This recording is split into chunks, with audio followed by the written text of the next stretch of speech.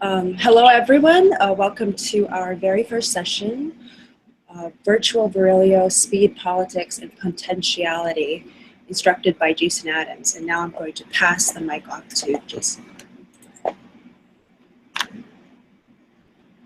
Thank you, Maria.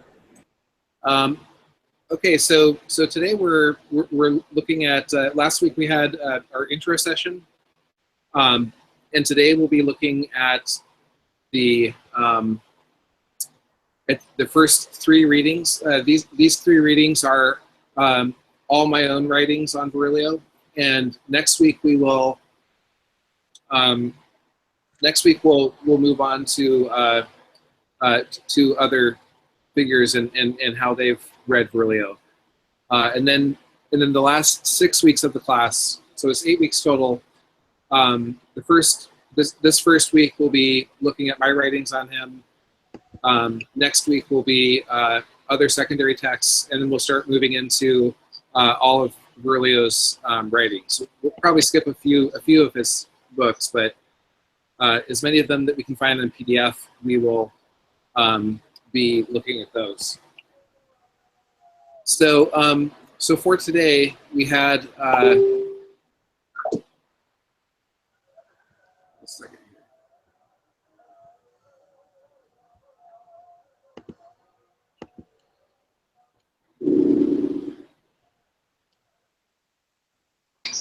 here. No problem.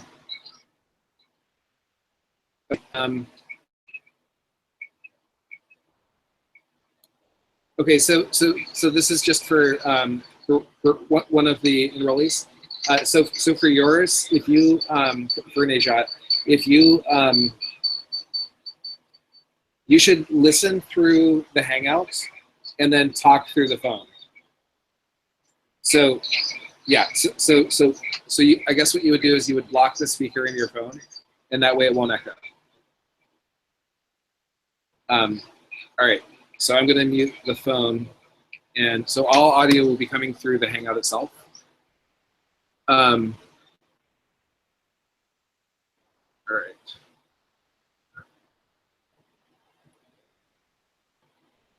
Just going to turn that down a little bit. Okay, so the readings for this week were, let me just pull them up.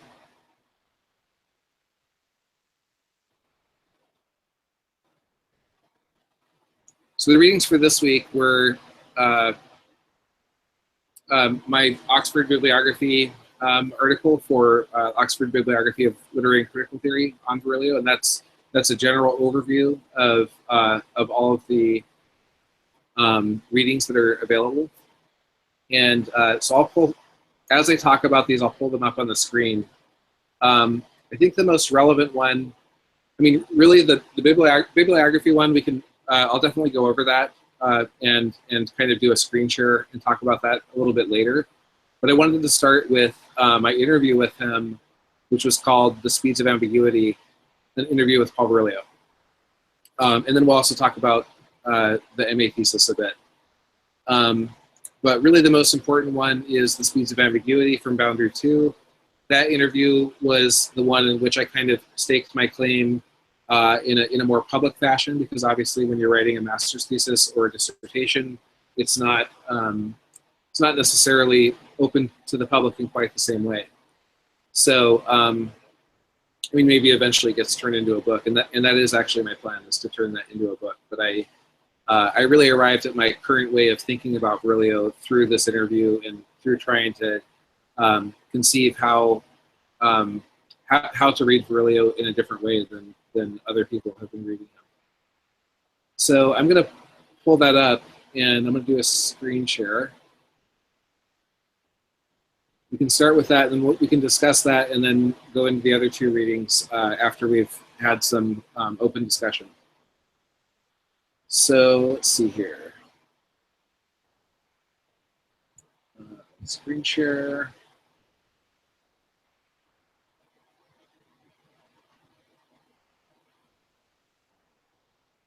Okay. So can everybody see that? Yes. Okay, great. All right, so so the first part here in the introduction, I'm basically, I was basically setting up the particular way that I wanted to read Virilio. I wrote this right after 9/11 happened. Not right after 9/11 happened, but like in the wake of 9/11. And actually, what I meant to say is right after Obama was elected. And I actually went to school with Obama's family at University of Hawaii.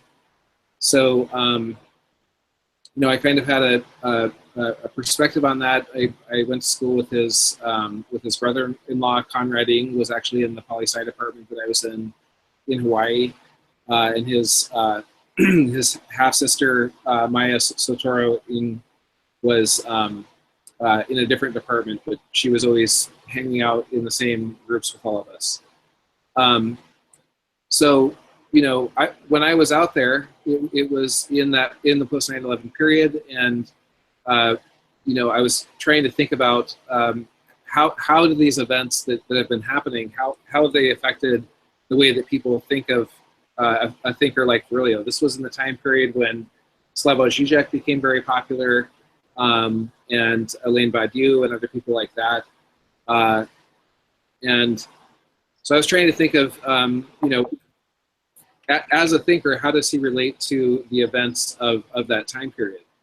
And he was certainly very relevant for the post 9/11 period, and that kind of thing. But after the election of Obama, the kind of you know, there was kind of a rising sense of hope in some way, that as opposed to despair or as opposed to fear and pessimism, at least some kind of hope that things could be turned around to some extent. So in this first part here, I'm talking about how, you know, a lot of Deleuzians, the way that they interpret technology, the way they interpret phenomena such as globalization, also known as space-time compression, is something that Virilio talks a whole lot about, which is the way that space and time become contracted due to they become contracted due to the way that that technology collapses space. So, for example, after I left Hawaii, you know, this was right after Facebook became a big thing. Most of my friends were still in Honolulu, and I still talk to them just as often as I did when I physically lived there, for the most part, because we were all, you know, like grad students, so we were all really busy writing our dissertations and MA theses and things like that. So as a result, you know, we were mostly just, you know, off by ourselves working on academic writing, and would chat via Facebook. So when I moved, you know, it wasn't really that different, and that's because of this phenomena of space-time compression that Virilio talks about. He calls that distance illusion. He tries to make us see some of the negative aspects of it. And so because of things like that, so because of the rise of Facebook, which a lot of people were excited about at that time, the rise of Obama and things like that, in some ways, Virilio was seen as kind of too pessimistic and too much of a kind of dark thinker, who didn't see much that was all that positive about necessarily about globalization, about new technologies, and things like that. So I wanted to. So then I remembered that, and this was right after I did the interview with him, or sorry, right after I did a seminar with him. I remembered that that in my MA thesis I had argued that Virilio is not reducible simply to a pessimistic perspective, and he actually does have he does suggest alternatives to the kind of current techno-cultural order of things, and even finds a number of things to affirm and to support within it. Now, However, when you read Virilio, if you compare him to other theorists such as Michael Hart and Antonio Negri, for those of you who are from the Seattle area, you might have seen Michael Hart speak at Red May. So they were very popular right after the turn of the millennium. They were very popular because of their book Empire, and they were kind of Deleuzian Marxists, more or less. And essentially, what they argued in that was this part right here. They actually argued that speed and circulation constitute the first ethical act of a counter-imperial ontology. And if you think about it, that was way back in, that book came out in the year 2000. And it's really quite similar to what the Accelerationist Manifesto argues, which is very kind of pro-technology and really sees current forms of technology of technology and even of political economic situations as preconditional for the overcoming of capitalism. That, in other words, without the ability to compress space and time, without the ability to communicate against vast distances and to communicate very quickly, it might be much harder to organize some kind of overthrow of capitalism, or at least a resistance to capitalism. It might be harder to coordinate across international borders and things like that, or to do it as quickly and as extensively. So for Hart and Negri, they really saw speed and circulation as an ethical act of counter-imperialism. And so this is where, because they're influenced by Deleuze, and I had been reading a lot of Deleuze in grad school, that's why I tried to bring Deleuze to bear on Virilio's seemingly pessimistic and denunciatory critique of contemporary technoculture. And so the place that I found this was in Deleuze's book Nietzsche and Philosophy.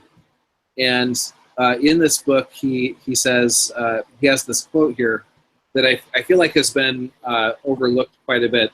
In the post 9/11 period, Zizek became very popular, as I said. And that was partially because he really presented himself as returning to Marx, returning to Hegel, returning to Lacan, and psychoanalysis, and really kind of taking us away from the kind of Deleuzian and Foucauldian approaches that were not really Hegelian per se. They weren't really super attached to Marx per se. Although I personally, and certainly Hart and Negri would argue that that Deleuze and Foucault should be read in dialogue with Marx. They would be seen as Deleuzian Marxists. But that's not what was happening in the most popular kind of philosophy or critical theory happening at that time. What was happening at that time was the rise of Zizek and his, using his kind of comedic style and his kind of anti-political correctness rhetoric and things like that, that seemed to vibrate and kind of resonate really well with the post 9/11 period. And my view has always been, I'm pretty critical of Zizek personally. And my personal view is that Zizek is kind of indicative of how political events can actually change the way that the types of things that people are interested in terms of like philosophically and things like that. And to me, it was mostly negative because I thought that combining a kind of affirmative politics of the type that Deleuze offers or that Nietzsche offers, combining that with Marx and his anti-capitalism, which is obviously negating capitalism, was a really productive way to engage with Marx and to engage critical theory. To me, it was really productive and important.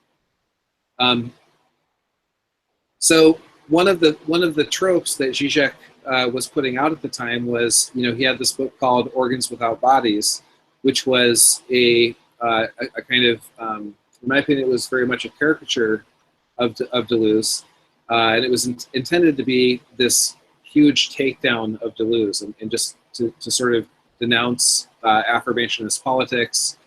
And because he was a Hegelian, Zizek would emphasize this idea of negation and kind of, that the problem with Deleuze is that Deleuze just wants to affirm, and therefore he ends up being complicit with capitalism, and he ends up being like a voice of capitalism. But clearly, this isn't true from this section of my interview with him. So, and like I said, I'm trying to bring all of this to bear on Virilio as well. So this quote from Nietzsche in philosophy says, "The yes which does not know how to say no, the yes of the ass, is a caricature of affirmation. This is precisely because it says yes to everything which is no, because it puts up with nihilism, it continues to serve the power of denying, which is like a demon whose every burden it carries. The Dionysian yes, on the contrary, knows how to say no. It is pure affirmation. It's conquered nihilism and divested negation of all autonomous power. But it has done this because it has placed the negative at the service of the power of affirming. To affirm is to create, not to bear, put up with, or accept." So this is really the core of my idea of virtual Virilio. So so I think I mentioned in the intro the other day that there's a book called Dark Deleuze, which draws on some of this stuff as well. Although I'll point out that my interview where I engaged this aspect of Deleuze, basically the negative or pro-contradiction aspect of Deleuze, this was released in 2010, much earlier than the book Dark Deleuze. And other than this writing that I have and Andrew Pulp's book Dark Deleuze, I don't know of any other works that have really looked at this aspect of Deleuze very closely. But my whole point of doing that was basically to find a new way to read Virilio. So here's the way that I would put it, is that if Virilio is, yes, he is very critical of technology, of speed, and of the way those things relate to power and domination of various kinds. However, maybe that doesn't actually mean that he is simply negating, because the way that Deleuze describes affirmation here seems to suggest that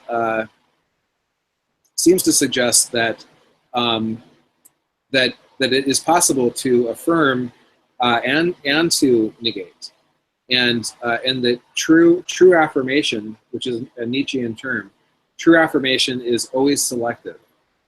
True affirmation affirms some things and doesn't affirm other things. And that's very different than the way that Nietzsche and Deleuze have been caricatured by other people and other critics, such as Zizek and others who are trying to make a name for themselves, because they would like to say that, oh, well, that these thinkers are just saying to just affirm everything that exists and just, be nihilistic about it and don't try to contradict anything or transform anything, which is definitely not the case. So I drew upon this while I was writing my master's thesis, as I say there, and so I tried to argue. So I used this concept of the Dionysian yes. This is probably the most important part of it. So the Dionysian yes is the yes that also says no. And the easiest way to think about it is that when the Dionysian yes, which is a Nietzschean term, the Dionysian yes, when it says yes, it's only saying yes to certain things, and it's not really necessarily negating other possibilities. It's just you could say it's like circumventing them, which is very different from a kind of Hegelian approach, which would be one of more direct negation and confrontation and that kind of thing, which may have the benefit of seeming more revolutionary in some way, but I'm not sure that the outcome of that is necessarily as transformative as a form of affirmation that is selective affirmation, that does actually know how to say no. I mean, it does negate, it does say no, but that ultimately puts the emphasis on affirming something else more than denying. So I tried to read Virilio through this concept, that to say that rather than reading Virilio simply as the thinker who says no, rather as the thinker who says yes, but says yes selectively. And so what we're reading as we're reading Virilio is we are reading a series of no's, but the whole point of that is actually to affirm something else, to affirm something better. And so you could actually read it as compatible with thinkers like Deleuze and others. So I have some quotes in here that kind of back this up. So like this one, for example, progress is one thing that nobody sees as an object for criticism, yet technology is the vector of progress, and I would say that there can be no art without criticism. An art lover is at the same time an art critic, since a taste for art implies a certain quality of judgment. As a lover of new technology art, I totally contest the objective status accorded to the technosciences. So he's insisting that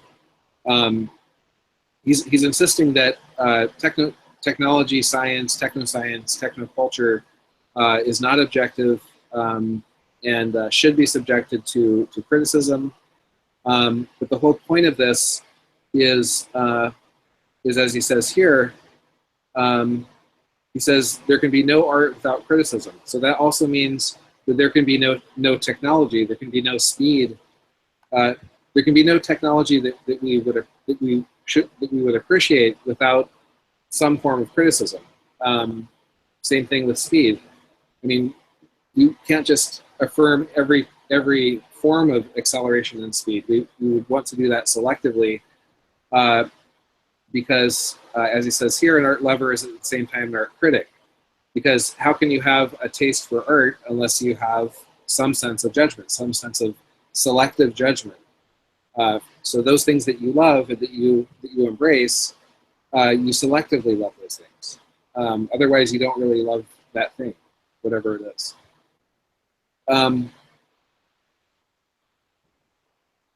So let's see.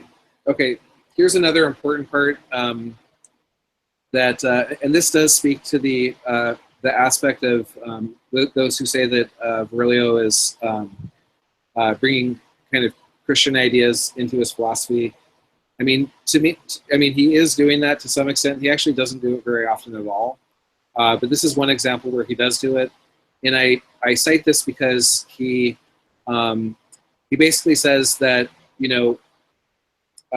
he uses the image of Jacob wrestling with the angels before coming to a conclusion about whether God exists or not. So it's basically like wrestling with one's beliefs and with one's interpretation of the world before deciding what one believes.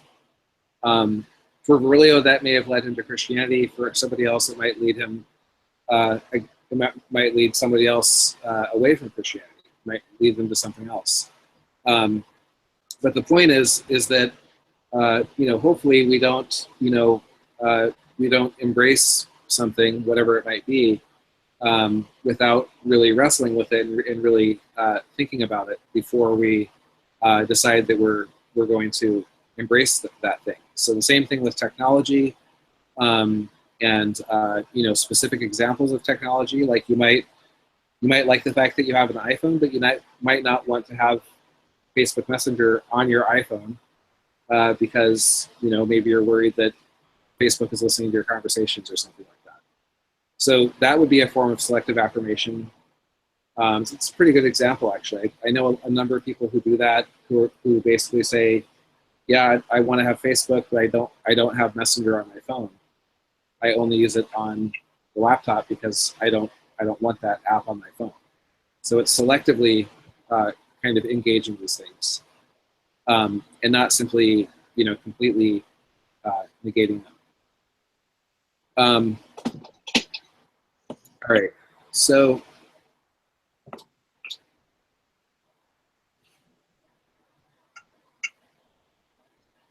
basically, Virillio suggests that instead of just kind of embracing technology unselectively, that we need to wrestle with it too, and the way to wrestle with it, to tarry with it, is to begin with its negative qualities, begin with its deleterious qualities, so that we can decide what it is that we do want. I mean, we can't know what we want unless we know something about what we don't want, and we know why we don't want what we don't want.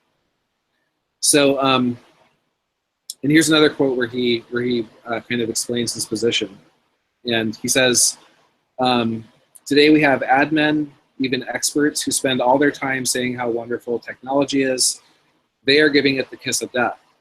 By being critical," and I think this is a super important line right here, "by being critical, I do more for the development of new technologies than by giving into my illusions and refusing to question technology's negative aspects."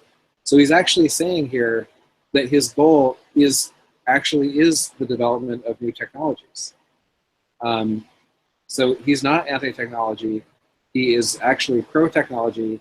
He just thinks that in order to be pro-technology in a serious way, as opposed to a kind of capitalist, propagandistic or advertising-oriented way, but to be pro-technology in a serious way, we would have to be thinking of the full range of possible directions that technology could be taken if it was treated critically and taken seriously in the same way that you would take a work of art. So he's saying, by being critical, I do more for the development of new technologies than I do by giving into my illusions and refusing to question technology's negative aspects. And this part is where some of these other writings by thinkers like Derrida and Deleuze, who actually have pretty much engaged with Virilio.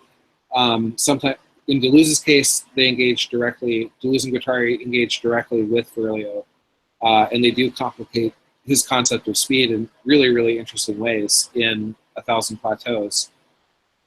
And then Derrida has an essay that we'll read for next week, and that also does the same thing.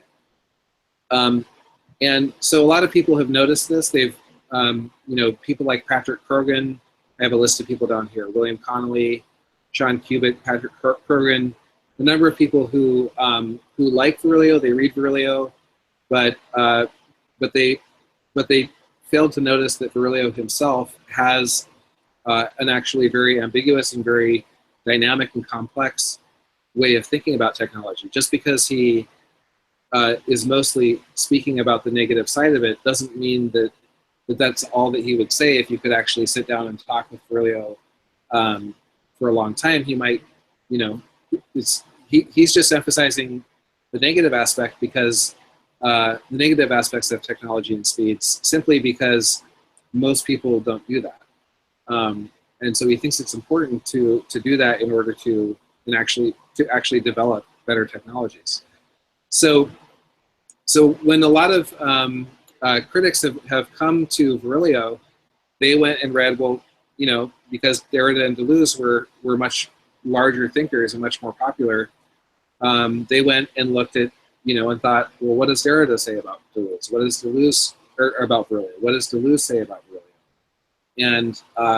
And what they found in both of them was a seemingly more dynamic and complex approach to speed than what Virilio himself had.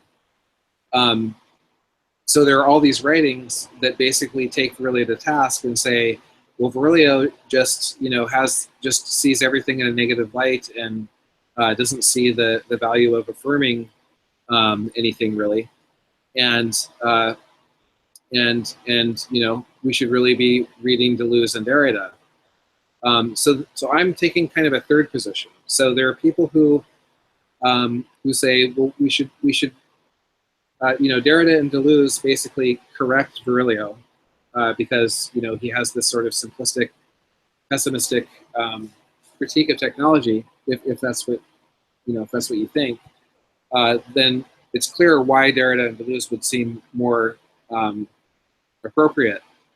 But actually, my approach is kind of a third approach, saying that Virilio is already right there with Derrida and Deleuze. He's just approaching it differently than they do. But his overall assessment is essentially the same thing. It's at least very, very compatible. And this is really clear, as I was saying, in the fact that Deleuze. Warning. Sorry, go ahead. Advanced Cleaner has detected issues that need your.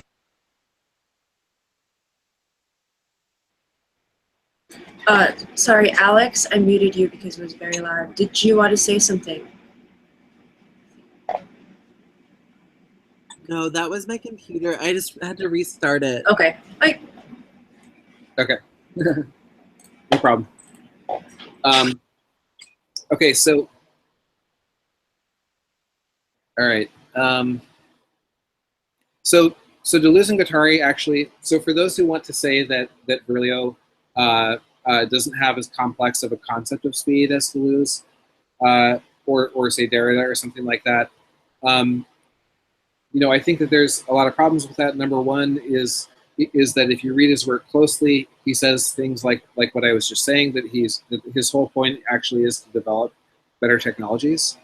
And then the other part of it is that the people who are often listed as the best alternatives to him, such as Deleuze and Derrida, in Deleuze's case, Deleuze cites them over and over and over in 1,000 Plateaus. I think he cites them like 60 times in 1,000 Plateaus. So that can't be the case really for Deleuze.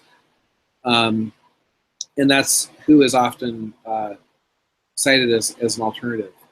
And also, Deleuze has a couple of his own writings where he sounds a lot like Virilio, such as Postscript on Control Societies, which a lot of you may have read.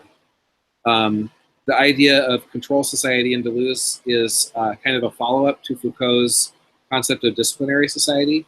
And the idea is that basically that, in Foucault's model, we had the panopticon, we had all these institutions that created forms of power that were, instead of coming from the top down, actually worked from the bottom up. But they worked within an institutional framework. So, the famous example of the panopticon, in which the panopticon is in the center of the prison, and the guard tower is in the center of the prison. All the prisoners are surrounding that guard tower, and they look up and see the guard, and therefore they internalize their own oppression, basically, and they start to actually see themselves as prisoners or as criminals, and they actually begin to buy into that discourse themselves, and that kind of thing. Whereas in control societies for Deleuze, that's not even needed anymore. We don't need the institution of the prison. In Foucault's case, he also talks about hospitals and other institutional examples. But for Deleuze, these things are as he puts it here, that what we're living in under neoliberalism is the destruction of all of those institutions. We now, instead of having state prisons, we now have, for example, private prisons, or sometimes instead of prisons, now we have like people who have devices attached to their legs that, or tracking devices, or in-home confinement and things like that that have really kind of, along with the destruction of the school under neoliberalism, same thing happening even in the world of prisons and things like that. So in control society, control and what Foucault called discipline is kind of dissipated into the entirety of the world. It's not just in these restricted spaces. It's all throughout the world. And for Deleuze, Virilio's entire work of writing, all of his oeuvre, his corpus, is, as he puts it here, he says that it's that Virilio is one of the most exemplary interrogators of the world as it's emerging amidst ultra-rapid forms of free-floating control.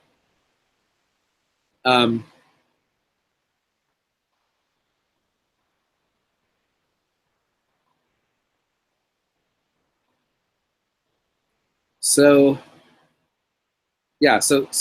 my point there is just simply that Deleuze himself is already citing Virilio very affirmatively, very positively, and so we can't make a simple distinction between kind of affirmationist, the type of affirmationist metaphysics and politics that we find in someone like Deleuze or Nietzsche, versus Virilio, who is seen by a lot of people as not affirming anything, and I think that's inaccurate, and there's a lot of reasons to see that. A lot of places that you can see that. All right.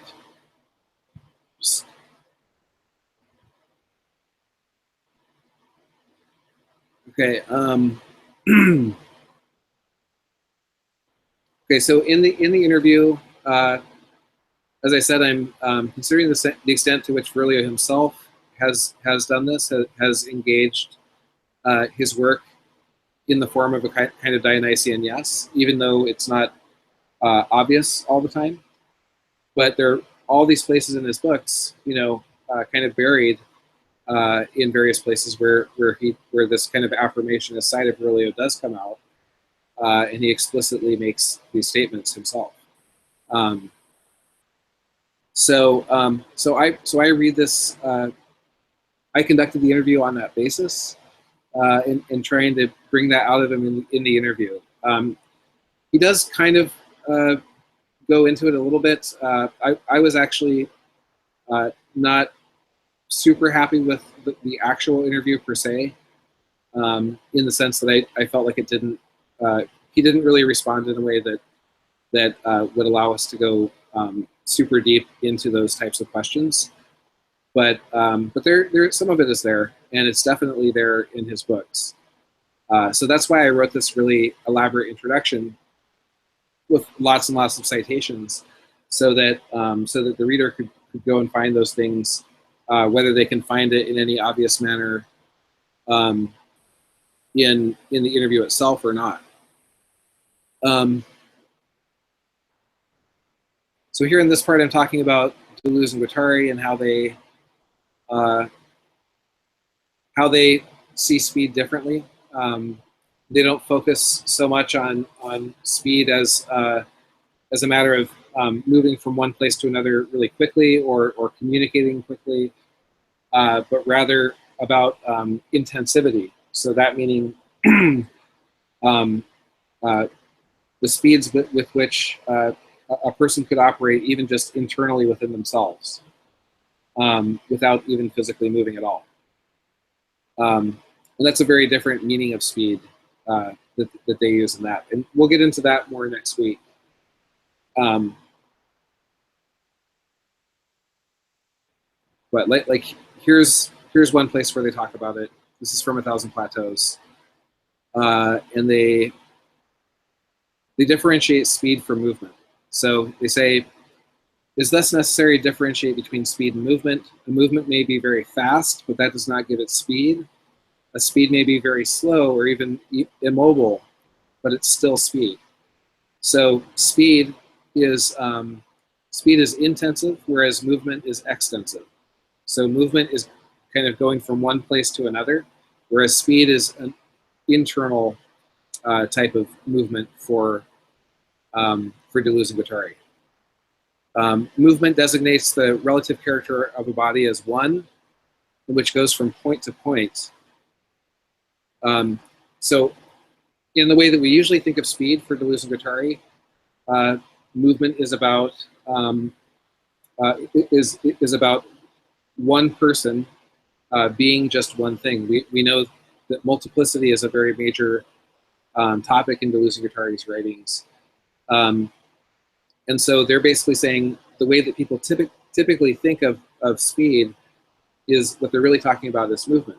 And that imagines that a single person or a single body is really just one thing, and it's going from, say, Seattle to Vancouver. It's going from Vancouver to Toronto.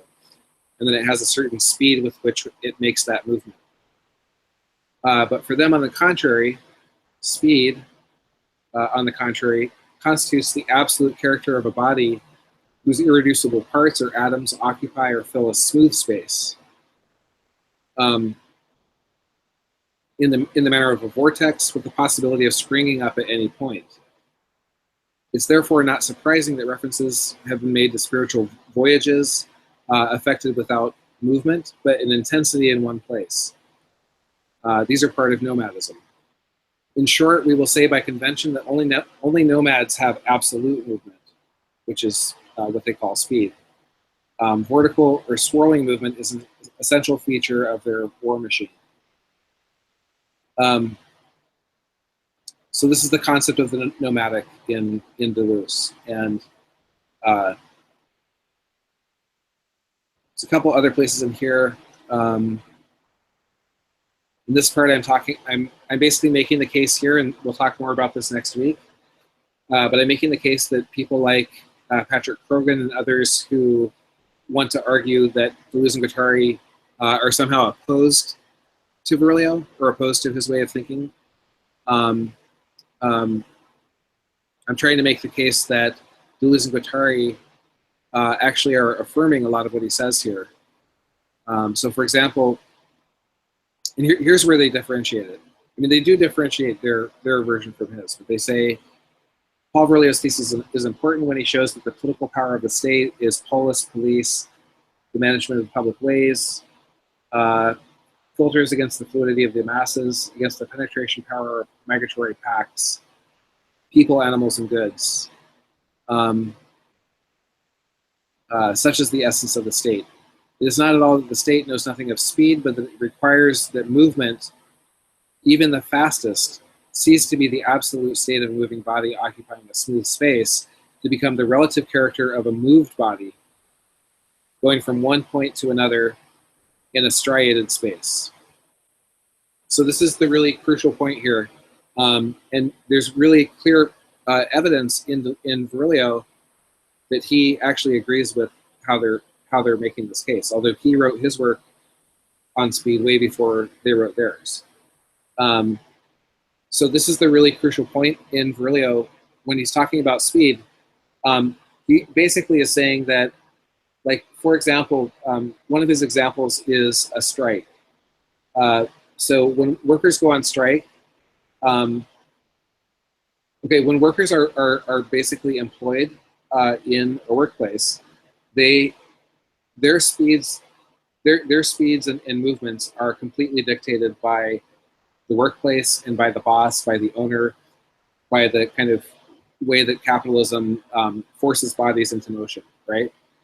So that for Deleuze and Guattari, and also for Virilio, is if your body is being moved by outside forces within a striated space, that's not actually speed for Deleuze and Guattari. That's simply movement. That's being moved by outside forces. And what Virilio argues is that a strike is a moment in which the forces that compel movement are switched, and they move from basically from the boss or from the dynamics of a corporation or a capitalist institution that one is within, that the force of movement begins to come from the people working within it, or the people who are oppressed by it. So this is really what Virillio advocates. He really is basically saying that we need to seize control of speed, and we need to we need to be the force that compels movement, or you could say the oppressed need to be the force that compels movement rather than the state, rather than capitalism, and that would be a completely different thing. So essentially, what Deleuze and Guattari are doing here is kind of trying to clarify what Virillio is arguing, and for some reason, a lot of people who read this work by them walk away from it thinking, oh, well, obviously they're critiquing Virillio. But the thing is, Virillio says exactly the same thing in his book, Speed and Politics. He has this example of the strike. So, and they're definitely drawing upon that when they write this. So they're not actually strongly at odds with him at all on this topic. It just appears that way if you haven't read enough of it, essentially. All right, so I want to look at a few of these criticisms. So William Connolly has a book called Neuropolitics. In that book, cited down here, and that book talks a lot about speed. I actually named this interview The Speeds of Ambiguity, which reverses what William Connolly calls this chapter that deals with Virillio.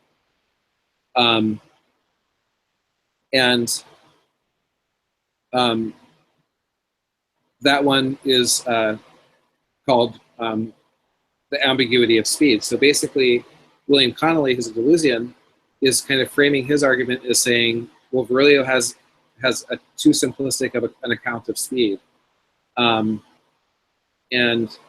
it doesn't retain enough ambiguity for it to be useful. So I put it the other way around, and I said the speeds of ambiguity.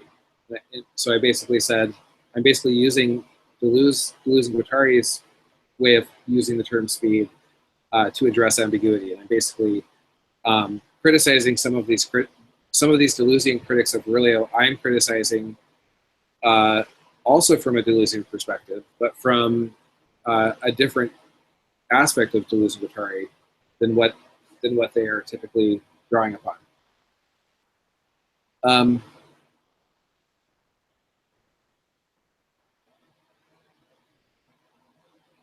All right. So then we can go, and then at the end here, I point out, I cite Martin Heidegger, The Question Concerning Technology, at the very end, where he says, where danger is, grows the saving power also. So before we get into the actual interview questions and discuss those, I just wanted to make sure to spend a good amount of time on this intro here, because this is really the core, kind of the conceptual core of this class, and the type of lens that I hope that we'll be reading Virillio through in the seminar. So let me just make sure that there's nothing here in the notes that we haven't talked about yet. This part here is worth reading. It's basically talking about how texts are received, and Virillio is a great case study of that. Especially for me, because I'm arguing that he's been misinterpreted by most people who have read him.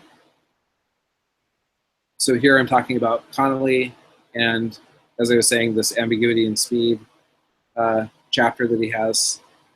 And basically what Connolly says here is that Virillio allows the military paradigm to overwhelm all of their modalities and experiences of speed. So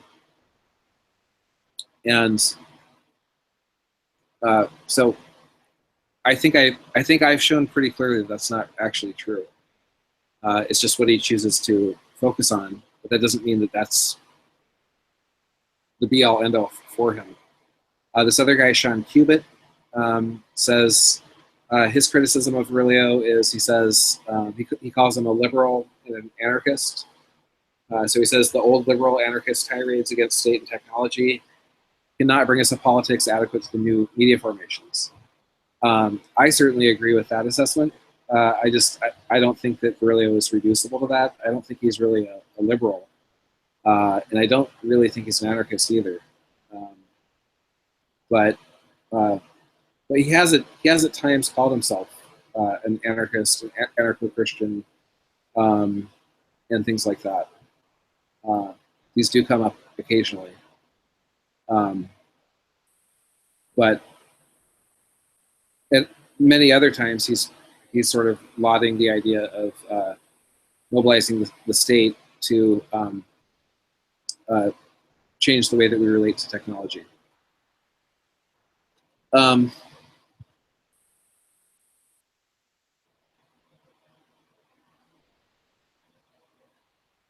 So, and then here's Patrick Krogan, which we'll read next week.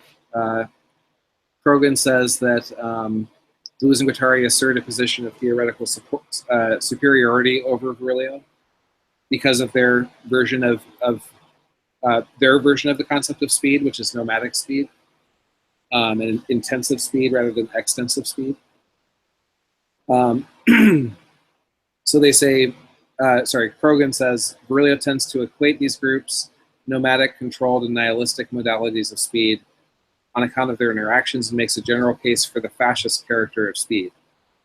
I think that's true in terms of his sort of mapping of the current world. I think he does largely see our world as somewhat fascist in its relation to speed, but I don't think that he's against speed in general.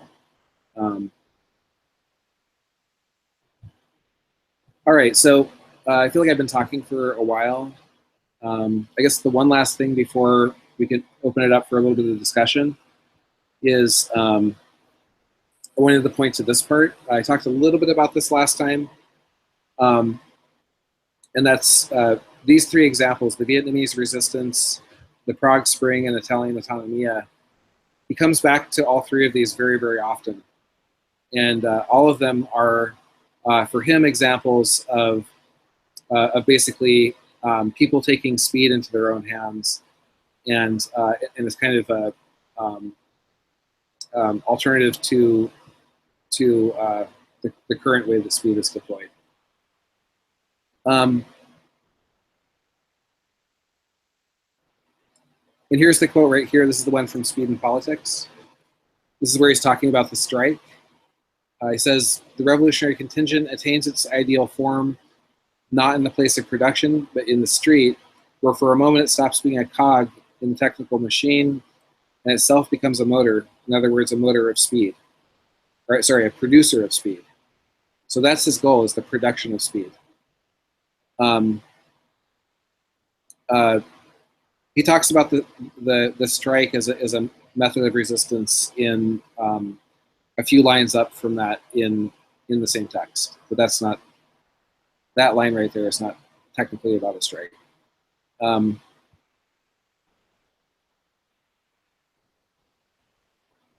right, I think I've gotten through all of this, and we can come back to the actual questions and answers, but let's open it up for discussion. Yeah, I think we had a lot of questions in the sidebar. I think Jacob had the first one, so I think he had several. So if you want to go, Jacob. Okay. Yeah. Well, I think he actually answered my first question, because I was wondering about Andrew Culp's Dark Deleuze and whether his take on affirmative politics was similar to Zizek's, or whether you thought it was more nuanced and perhaps a better take on affirmation than Zizek. Oh yeah, yeah. Compared to Zizek, definitely.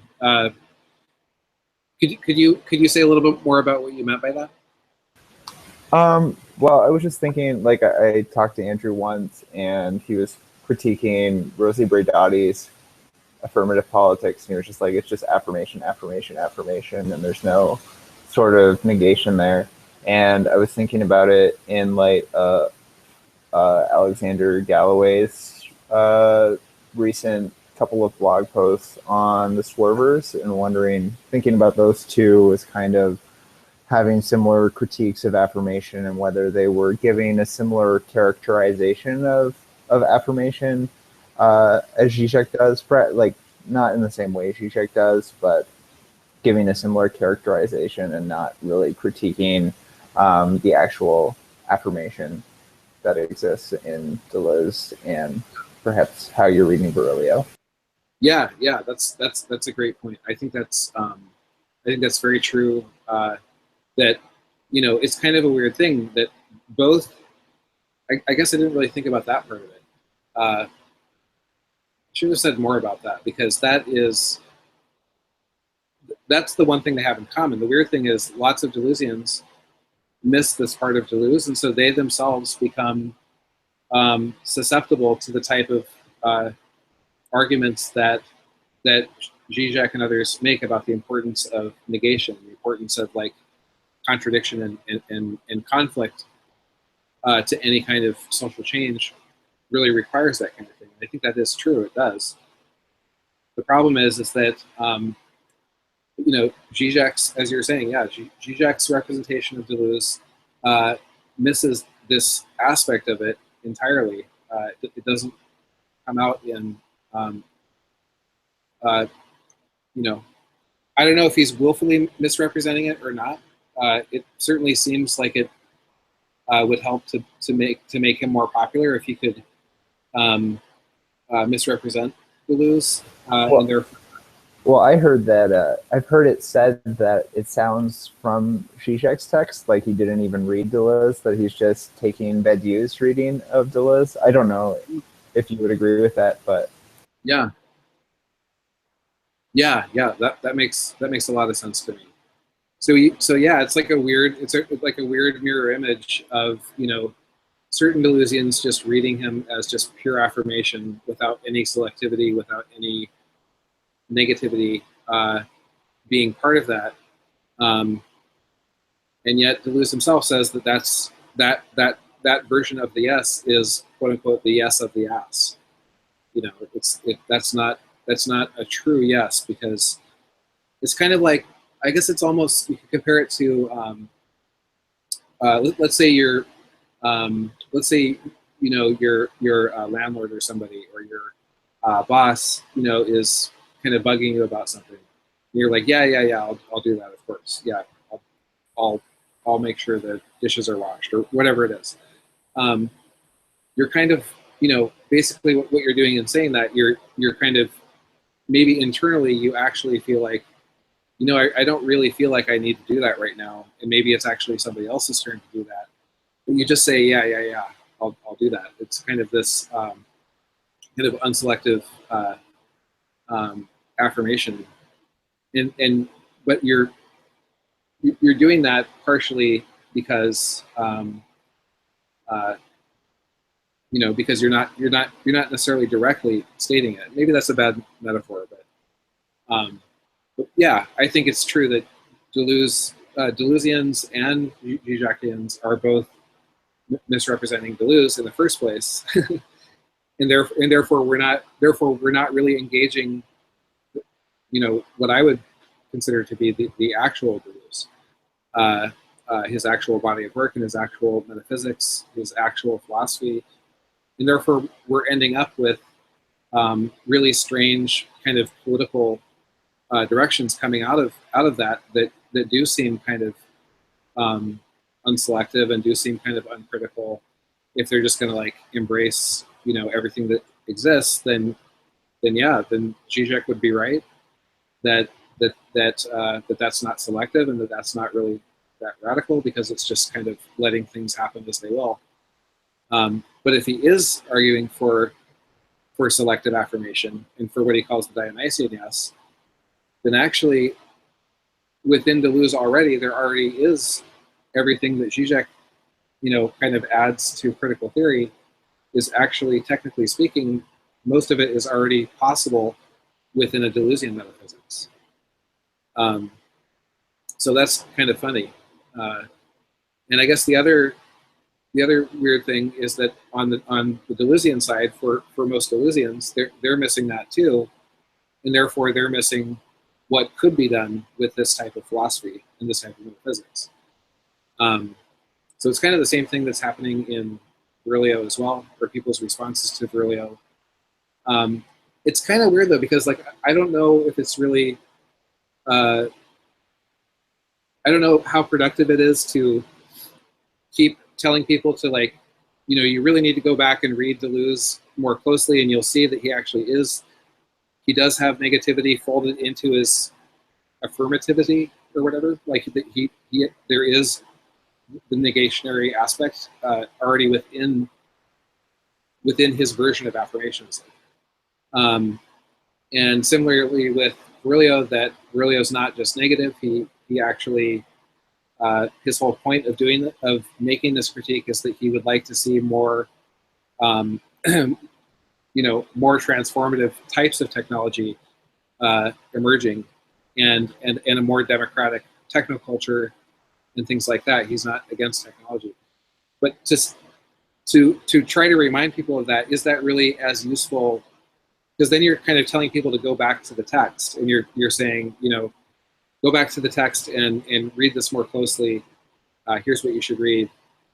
I'm not sure if that's as useful as just going and making the argument directly oneself and not even citing Deleuze or Virilio.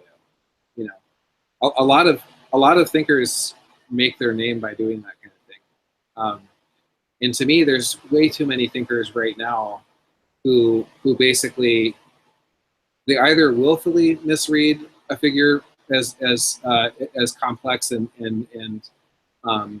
voluminous as Deleuze or Virillio, and then so they'll like misread them, and then they'll present themselves as being this great alternative to that person. I would argue that Zizek kind of does that. I think Zizek's a smart person, but I think he's kind of guilty of like seemingly willful misreadings that then allow him to basically say exactly what the person he's critiquing was already saying, and then be like, look at me, look at how new and different I am, when actually he's just saying exactly what the person he was critiquing was saying. But you know, he's creating kind of like a straw man representation. But maybe we're just too mired in the text, or maybe we're not mired enough. I'm not sure what the solution is. You know,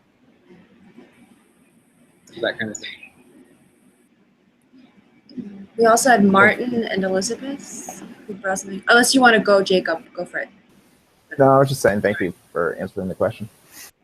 Let me just say one thing, Nejat, if you want to say something, just maybe like type it in the sidebar, like say, oh hey, I have a question, and then when it comes to you, then I'll turn on the speaker, and that way everybody can hear you.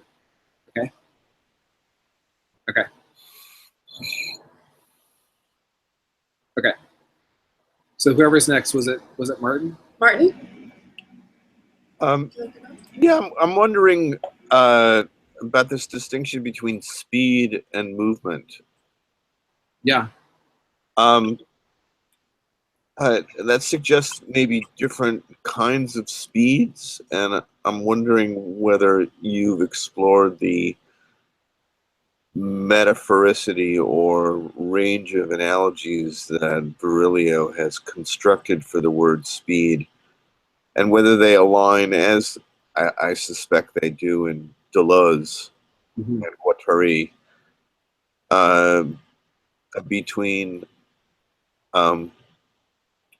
speed connected to acceleration, which would be also connected to calculus, Yeah.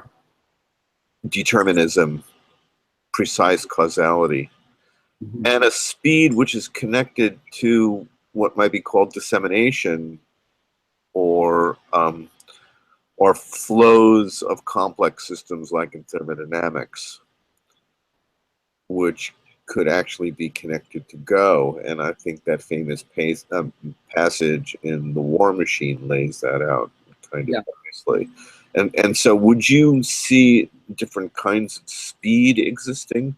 Or would you say that was the distinction between what speed is and what movement is? Movement is more related to causality in the world, whereas speed has to do with something that's more disseminating and which would fit into, for example, theories of communication, given the analogy that many people have drawn in with great precision about between thermodynamics and noise. Mm-hmm. So does that resonate with you at all? Yeah. Well, they cite, let me just, I'm getting an echo. They cite, thanks. They cite Henri Michaud. He has a book called Miserable Miracle, which is one of those kind of, sort of literary interpretations of drug experience, and it's about mescaline, and a big part of it talks about addiction, and so I think a lot of what they're doing is they are kind of critiquing Virillio, but see, I mean, I don't think that they're critiquing. I think they're kind of like trying to expand his concept of speed, and they're trying to say that what Virilio is talking about, for the most part, is movement, and they want to affirm speed, and maybe the way of thinking about speed that they're affirming is maybe related to the type of speed that Virilio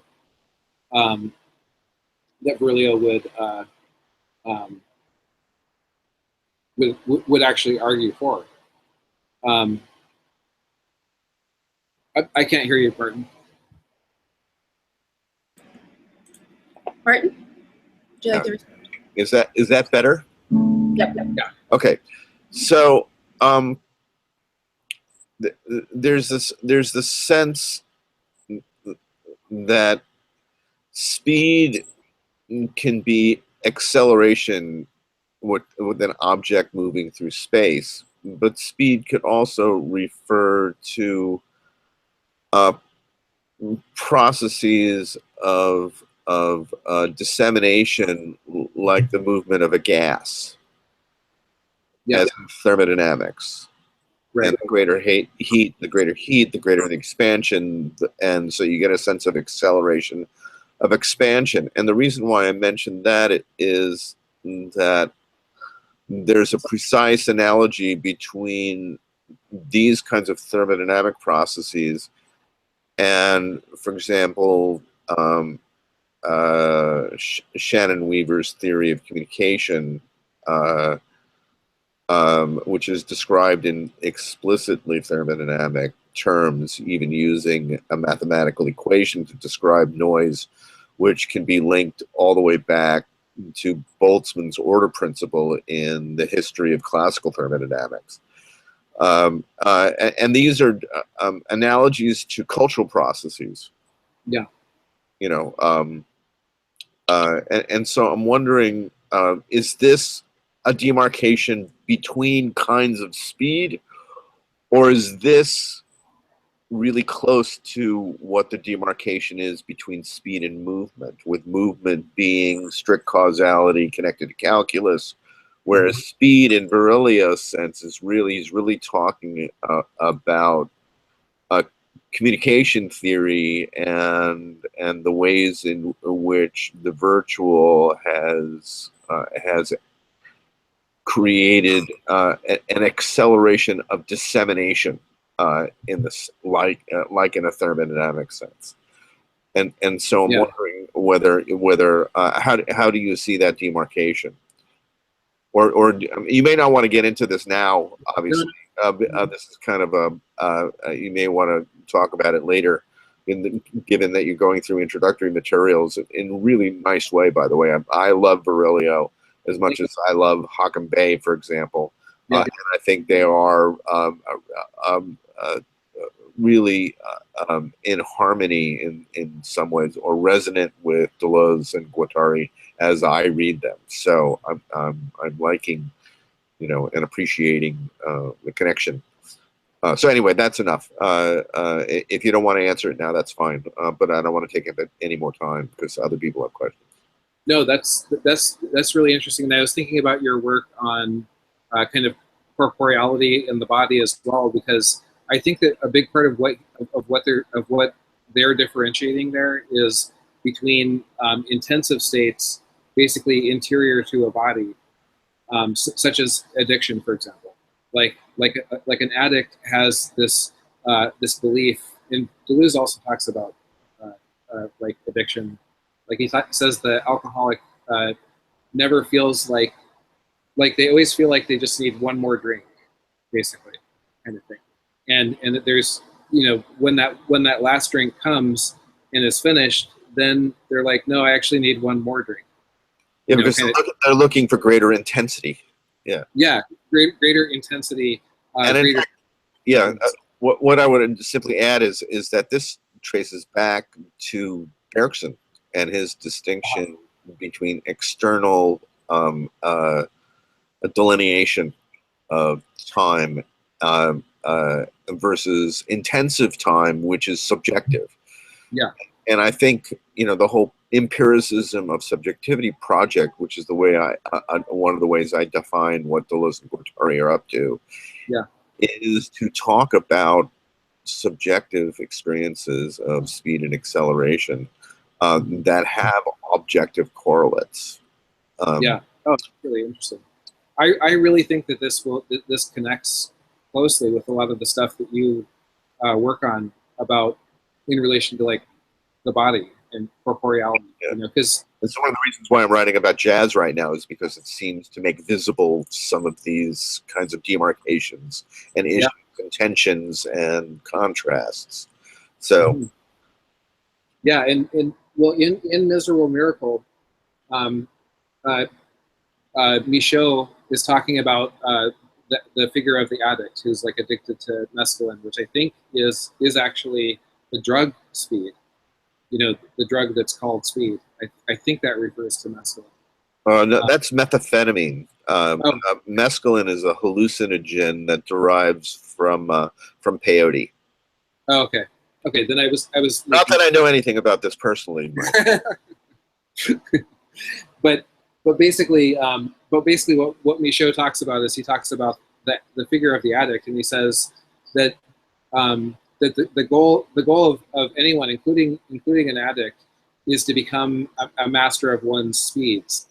So meaning like intensive speeds in terms of like what one is drawn to, how one relates to one's own desires, and to not be carried away by somebody else's or something else's control over one's ability to create intensive states.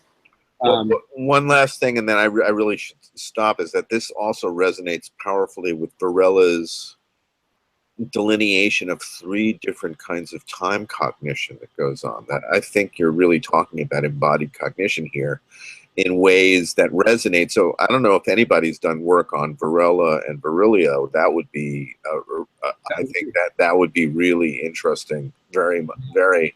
A very interesting path, line of flight to follow. Absolutely. Anyway, so sorry, I didn't mean to take up so much time. Sorry. That's okay. Just one last thing I want to say on that is this phrase, becoming the master of one's speeds, of one's own speeds. This is in Deleuze's book on Foucault. He uses that phraseology, and I think it connects really closely with that part in Virilio where he says becoming a producer of speed.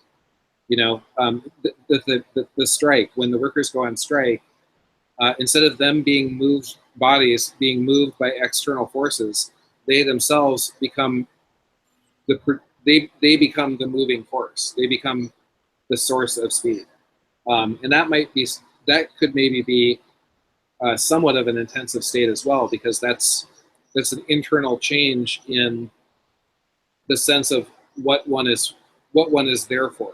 Because that also implies dissemination because of the phenomenon of sympathy strikes by other unions that lead to general strikes. That fits really nicely, actually. I think that works really well.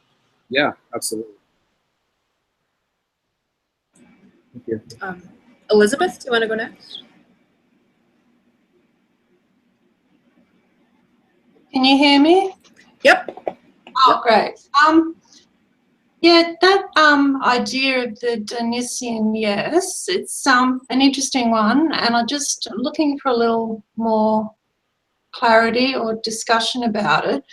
A lot of what you've already discussed kind of feeds into it, so thanks. I guess I was a little unclear about the power of affirming something. That's obviously an action, but a way of thinking about things. But you're also selecting. Say, if you're wanting to critically assess technologies, you have to initially select something that you're going to obviously critically assess. So you start with objects of something. So what I'm asking is that particular, you have to start with selecting something that is a type of affirming in itself to begin with, but then you assess it. And I guess I'm just wondering, I'm not even sure what my question is exactly, but it kind of seems like you have to go into the process to be able to find out how you're going to evaluate it, how it feels, what its outcomes are, and then you keep going along with this. So it's this interactive process between evaluating, selecting. I'm not really. No. That's really good. That's a really good. That reminds me of the Communist Manifesto, where at the very beginning of the Communist Manifesto, Marx and Engels say, there's a specter haunting Europe, and the specter of communism, and the fact that everybody is constantly denouncing this thing, this specter is being denounced, and yet there doesn't seem to be a communist revolution like on the horizon, But why? So if there isn't one, then why is everybody swatting at this ghost, at this specter? We even see it on Fox News today. People, these pundits constantly denouncing the communist tendencies of this person and that person or whatever it is. So basically to even formulate a politics, even say like a right-wing politics, the kind that would be on Fox News or equivalents in other parts of the world,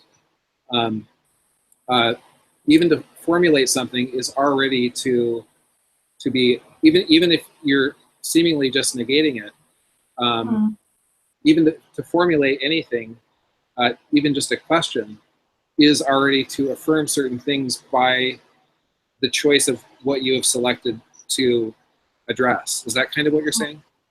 Yeah, that's really interesting. How would that relate to things that you work on? I know you work on like social media and questions like that. Is there any like top subject area that would be something that you're working on? I think the way I'm thinking about it is in terms of, like, we have this thing called social media, which is a thing, and we talk about it as if it's a thing, but it's constantly, obviously, every day you come into social media, it's different. It's different depending on your mood, what's happening in the world, what's happening with other people. I can give you a sort of an analogy. I just moved house recently, okay? This thing called moving house is just, you describe it. You move from one suburb to another. But I'll tell you, when I moved house, I had to move under quite a lot of pressure. There were time constraints, there were other things happening. Mm-hmm. And I moved into a suburb. I found a house, you know, to rent. There were all these things happening. But I moved into a suburb that is completely different to where I lived before. And I've also been very aware that I've moved into people's lives, right? So you're actually moving, my neighbours are going through things. I've inserted myself into this house where I am, but there's all these other things happening at once, and there's historical issues to do with what people are going through. There are personal issues. There are political issues. And I guess that's how I kind of look at social media, is when you're coming into something, this is what's happening all the time. And and I find that interesting, but it's also can be, you kind of have to look at that there's all these other things that are going on that can feed into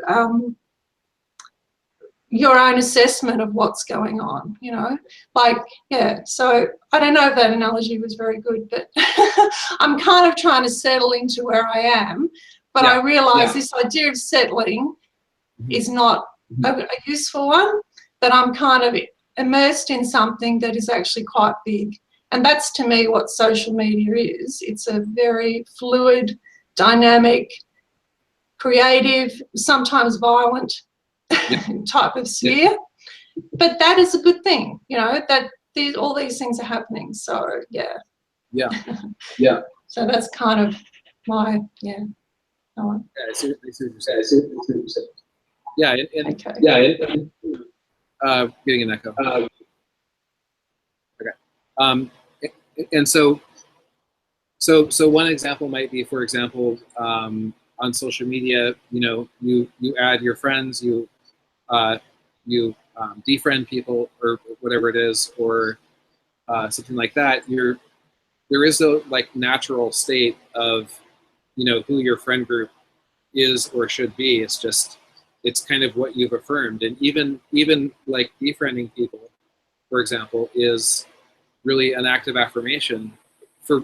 In the sense of a Dionysian, yes, it is actually affirmatively. It's kind of like pruning a tree or something like that. It's or a bush. You're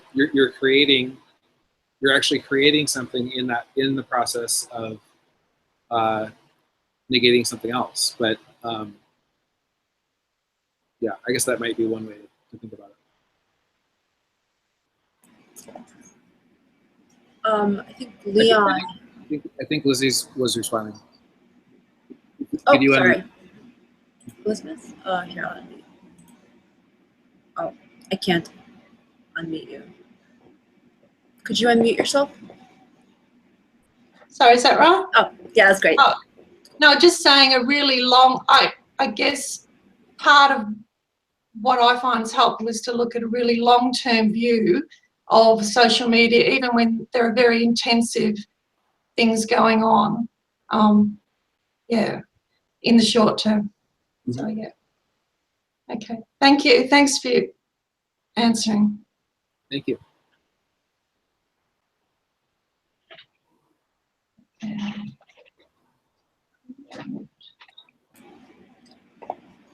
Leon, would you like to say something? Oh, sure. I mean, I didn't really have any question in particular. That was just a really great introduction. I was just having a few thoughts off in the comment section. But I was just thinking, what was you said the goal is to become a master of your own speed? Was that the quote? Yeah, a master of one's own speeds. Part of what I'm trying to do here is I'm trying to find the sort of dialogical intersections in which, like, say, Deleuze and Guattari address, even if they're doing it differently, but like Deleuze and Guattari are addressing Virilio in a way, or addressing Virilio's thematic, so that we can kind of collectively come up with a new way of thinking about what Virilio's contribution is, a new way of thinking about the concept of speed that would hopefully be kind of beyond all of these thinkers individually, but might come out of a kind of comparative literary project or something. Yeah, I was thinking, like, when you said that the goal is to become a master of one's own speed, what immediately came to mind for me was all of the protests around the first iteration of the Trump travel ban, right? Yeah. How those Yeah. protests took place at airports. Yeah. Right? How conducting a protest at an airport is really vital because it kind of presents a choke point in the Yeah. fluidity or the speed of a city, right? Mm-hmm. And it's the same thing with protesters maybe blocking highways. Yeah. Like in like surrounding an airport or blocking off a highway, you're kind of reclaiming your speed, right? By forcing it to slow down a bit, right? Yeah. And there's kind of a Deleuzian aspect to that because if I remember the nomadology stuff correctly, Deleuze and Guattari talk about how like you have this kind of this kind of free flow, and then you have, I forget what their term is, but these like barriers that come up, right? Barrier isn't the word, but there's like there are like there's some kind of barricade or barrier or something that blocks the flow, right? The city is their preeminent example of that. Yeah, he has a phrase somewhere where he refers to a labor strike as a barricade in time. Yeah, there we go. Yeah. Cool. So thanks for that. Yeah, I feel like there's a lot that could be done with that. I feel like hardly anything has been written about that kind of thing. There's so much that could be done with that. And also, of course, the travel ban or the Muslim ban that Trump has recently succeeded in getting parts of it passed. That's an attempt to control flows as well, to control flows of people, and to basically, whether the state has completely open borders or completely closed or partially closed, partially open, in all cases, it's functioning as a regulator of flows, of circulations, and of speeds. And so the struggle at the airports, I see that as really a struggle between two models of speed and circulation, two competing and opposing models of what is going to decide which types of flows and which types of movements and which levels of speed are going to be accorded to various bodies, basically, be a way to put it.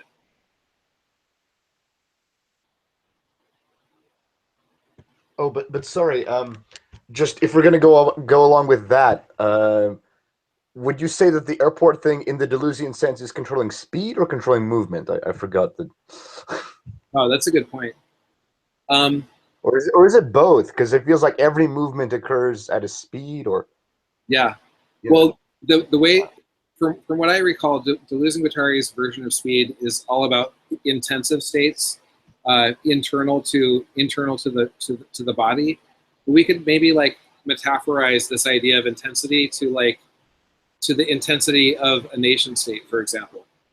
And so you could say that there's kind of a struggle over the kind of like aims, intentions and directions and aims and self-constitution of the internal speeds of a nation state, and that's kind of that one I think would be kind of like a combination of what both Deleuze is talking about and what Virilio is talking about regarding speed. Whereas I think Virilio is, I think, talking basically about movement primarily. And I think Deleuze and Guattari are trying to, I don't think that they're saying that he's not saying anything interesting. I think that they're trying to like add another dimension on top of it. But hardly anybody has really like taken both of them seriously and put them into dialogue in that way.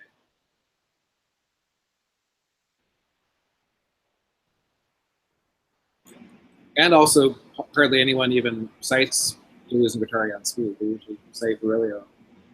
And nowadays, they cite, Nick Chernyshek or one of the accelerationists. So this would be like a new direction that we could, people coming out of this class, reading these things could start to work on it.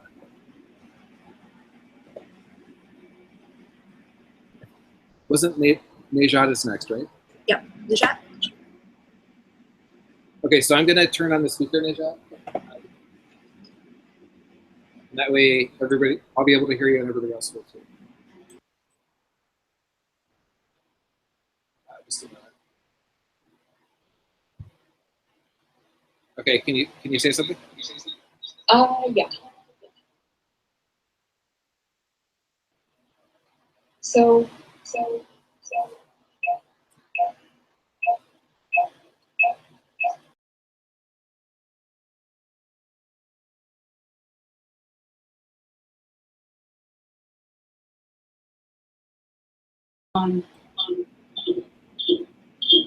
Like the idea and notion of a nomad is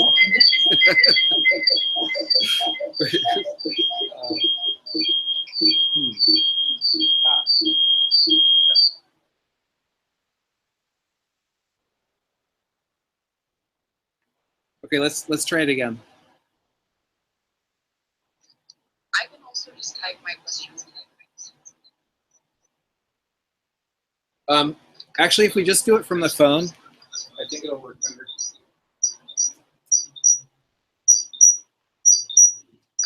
Okay.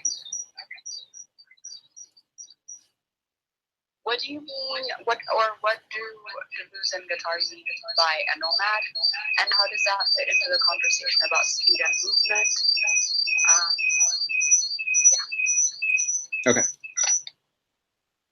Okay. Yeah. Sorry about that. I should have done a test hangout with you beforehand, and we'll figure it out. I promise. It's just the very first time. This type of thing happens very, very often. So we can do another test hangout later, and that will solve it. I promise. It's just a matter of getting it working. But yeah, so basically, nomadism in Deleuze and Guattari is can everybody hear me? Yep. Okay. So the figure of the nomad in Deleuze and Guattari is basically juxtaposed to the state, to the state apparatus. So states attempt to state apparati, I guess you would say, attempt to control, basically to control territory and to control identities, to keep people in one kind of subjective space or one kind of subjective sense of themselves that's kind of regulated by the state. They get this image from Georges Dumézil, who speaks about what he calls the Urstaat, and the Urstaat is kind of a figure of you know how a lot of like Foucault influenced political historians will argue that the modern state has only existed, since Westphalia and that kind of thing, since the Treaty of Westphalia, since the birth of capitalism, since the Reformation, since colonialism and things like that. For Deleuze and Guattari, they argue that actually the state has always been at war, has always been in a state of conflict with nomadic elements that attempt to resist what they call the striations of the state. So the Urstaat, for them, the Urstaat goes way back, all throughout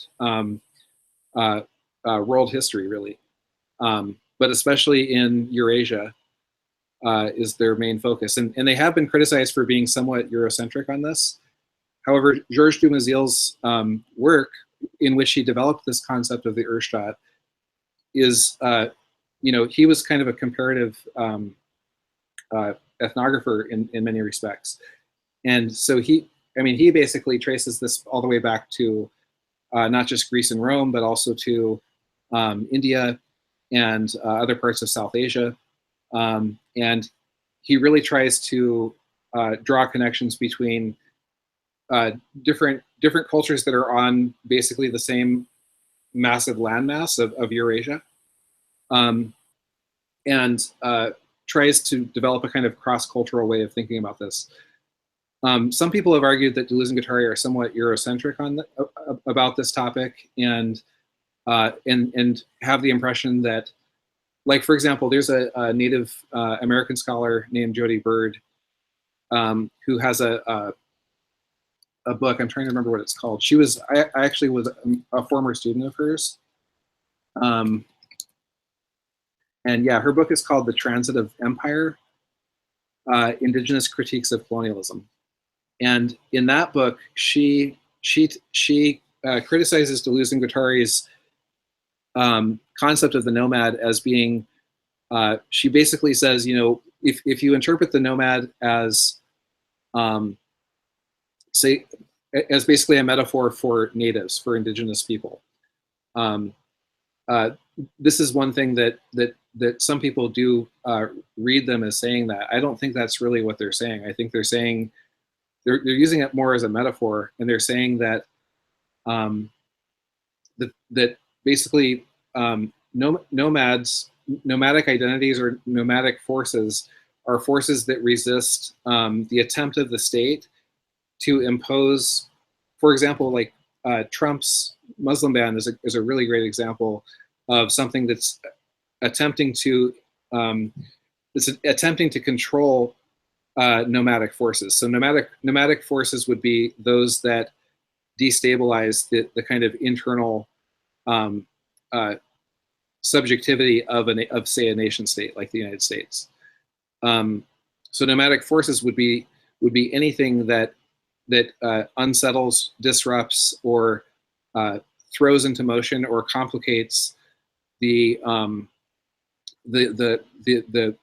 self-understanding of a nation, whereas a nation state, whereas the state apparatus attempts to impose order upon movement, and it's basically it's a metaphor that they use for their metaphysics, for their ontology, because they believe that they have an ontology of continuous becoming, rather than there being fixed identities and fixed rather than fixity. Their emphasis is on continuous flows. That is the basic ontological condition of the world in every case, is constantly new types of singular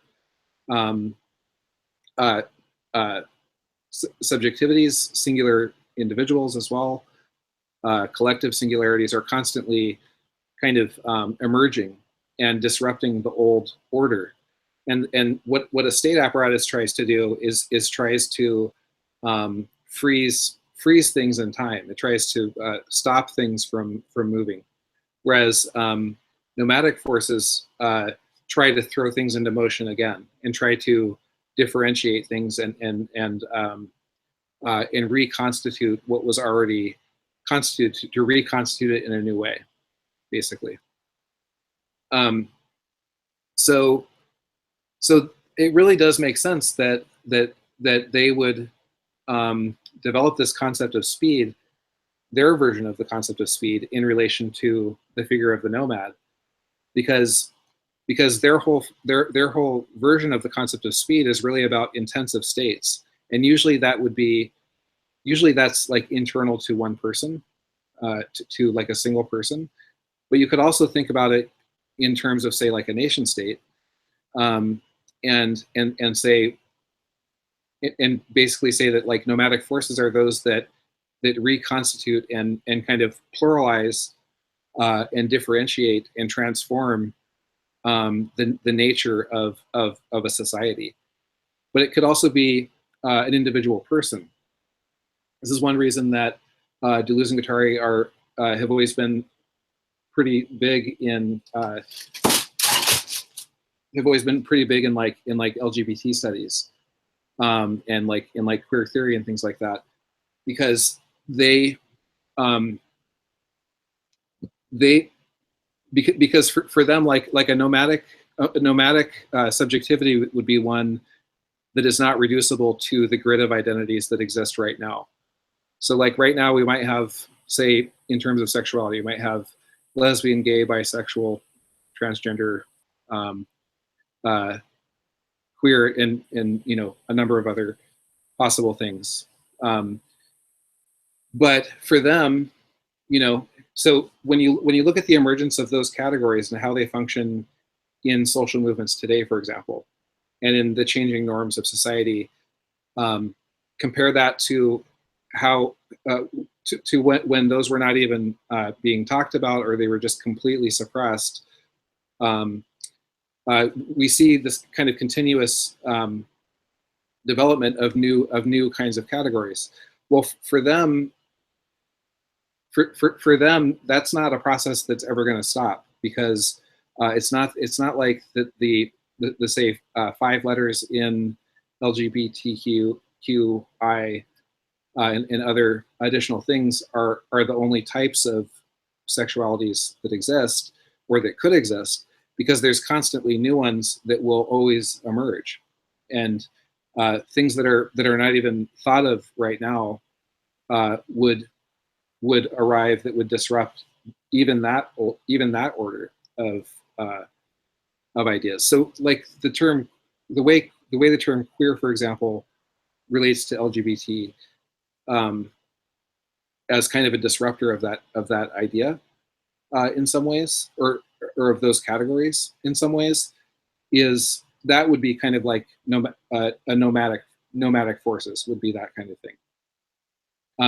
So the way that they would use it in speeds would be, in terms of speed, would be this kind of like disruptive force that unsettles existing categories, would be the way I would put it.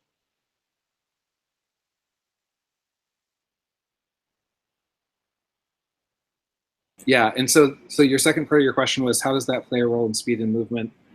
The main way that it plays a role is that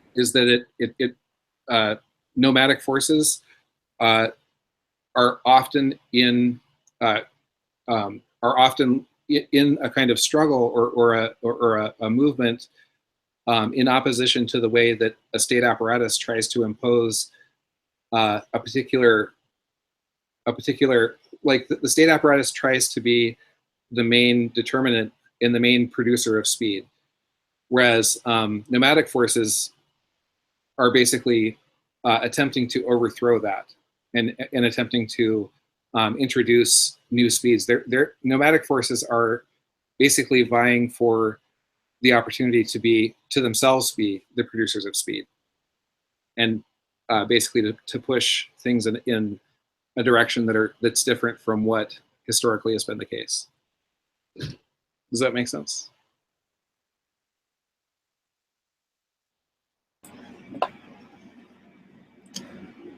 Najat, would you like to respond?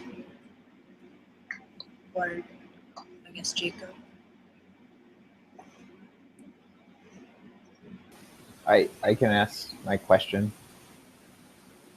Okay. Thank you, Najat. If that's okay, unless anybody else wants to speak, because I already spoke. Go for it. Yeah, okay. So my question is this, and I've been wondering about it for a little while. How does the nomad relate to the mastery of speeds? And it might be because my understanding of mastery of speed is wrong, but it seems like mastery of speeds would use blockages in order to master those speeds. And this strikes me as a sort of relative rather than an absolute deterritorialization. Whereas the nomad speed strikes me as an absolute deterritorialization. So I'm wondering how nomad fits with the mastery of speed. I see. So you're saying that as far as you understand this idea of becoming a master of one's speeds, or becoming a producer of speeds in Virilio's terms, that you understand that as being about blocking, as like a blockage, like blocking movement, or well, because we don't want to lose control of speed, right, in Virilio, and have like a suicidal state. Right. So we need to master the speeds, but mastery seems that there would be some sort of blockage or some sort of method in order to keep those speeds from barreling out of control. Mm-hmm. So how does that fit with this nomadism that doesn't want to block speeds, that wants to have an absolute deterritorialization that allows the lines of flight to flow in whatever direction they wish? Mm-hmm. Yeah. Well, I think that I think this is where it comes. This is where I would personally return to this idea of the Dionysian yes, as opposed to the yes of the ass, because I think that I don't think that Virilio, I don't think that either Virilio or Deleuze and Guattari are suggesting, I mean, certainly not Deleuze and Guattari, but I don't think that Virilio is either. I don't think he's suggesting that that speed should be like only slowed down, or certainly not that it should be like just stopped or blocked. I think he's saying that that there will always be motion, there will always be speeds, but the question is, what is the source of that? What is the thing that is what is the propulsion, the source of propulsion, basically? And so so when the source of propulsion becomes basically under the state apparatus, the source of propulsion is simply the laws of the state and the various sources of power and authority, I guess. Whereas in Virilio's model, it would be, for example, the people going on strike, or it might be the people at the airport protests, that they're attempting to become. I mean, you know, I would see what they're like. The Trump government's, the Trump administration's model is basically imposing. I would say that is the one that's trying to kind of stop flows and stop circulation, whereas the protesters are actually trying to increase speed, increase nomadic flows, and to create a more dynamic intensivity, or to create a more dynamic, intensive state within the U.S. State, basically. Does that make sense? Am I missing part of what you're saying? I get it. I'm not sure I like it, because I feel like even with the Dionysian yes, you're closing certain pathways off, right? You're saying no to fascism, or you're saying no to bigotry. And I'm not saying these are bad things, because those are definitely good things to close off the paths to, but you're definitely blocking those lines of flight from being able to take off.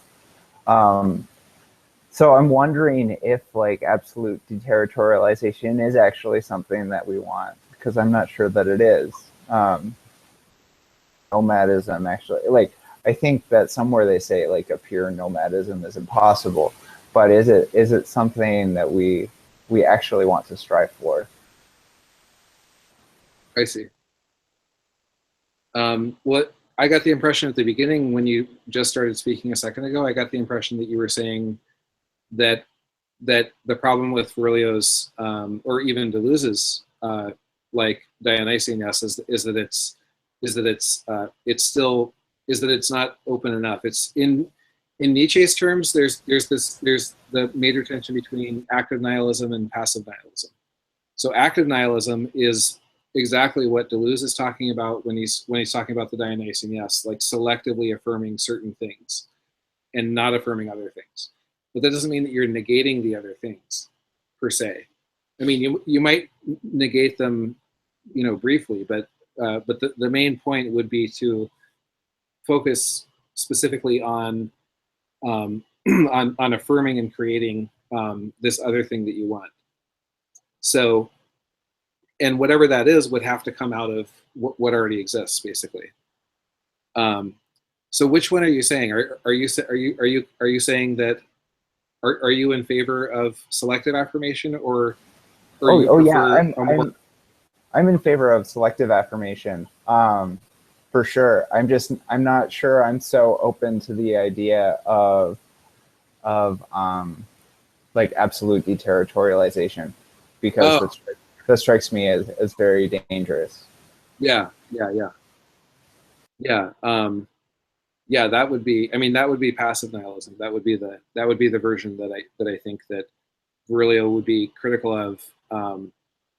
And Deleuze and Guattari, especially. This gets onto something that's really interesting, actually, because this is where this is exactly what Nick Land critiques Virilio for, because he basically says that, you know, when Deleuze and Guattari were writing Anti-Oedipus, and they were you know, arguing to just accelerate the flows and see where it goes, kind of thing, or at least that's how he understood. That's what he understood them to be saying. I'm not sure if that's actually true, but that's what he kind of understood it to be. That basically what happened with A Thousand Plateaus was that Deleuze and Guattari read Hannah Arendt, they read Paul Virilio, and they read different thinkers who were kind of, you know, influenced by who were kind of more selective about it, and who didn't want just absolute deterritorialization. And for Land, that's where Deleuze and Guattari went wrong. And the Deleuze and Guattari of Anti-Oedipus is a good one because it is much more nihilistic.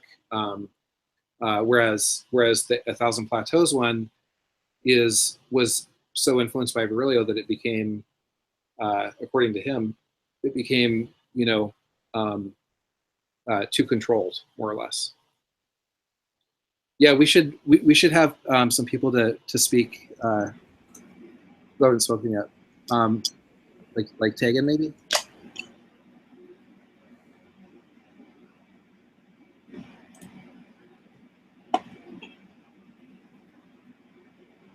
Tegan? Is your Can audio? Okay.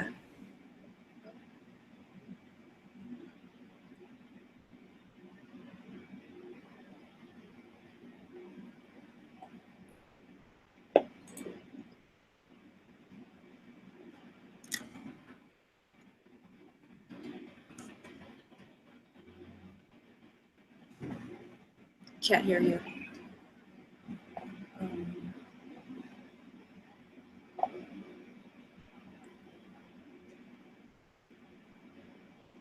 She'll be back. Yeah. Maybe Hami. I can't think about a specific question at the moment, but it's just been really interesting, especially in contrast to Deleuze and Guattari. But I've been reading Virilio's essay on Kosovo War, and it's been interesting for me to contrast with Baudrillard's notion of war and how it sees a speed in terms of warfare. And Deleuze and Guattari talk about kind of war machine in their nomadism. So I thought maybe if there's something interesting in there that you think that might be relevant to this. In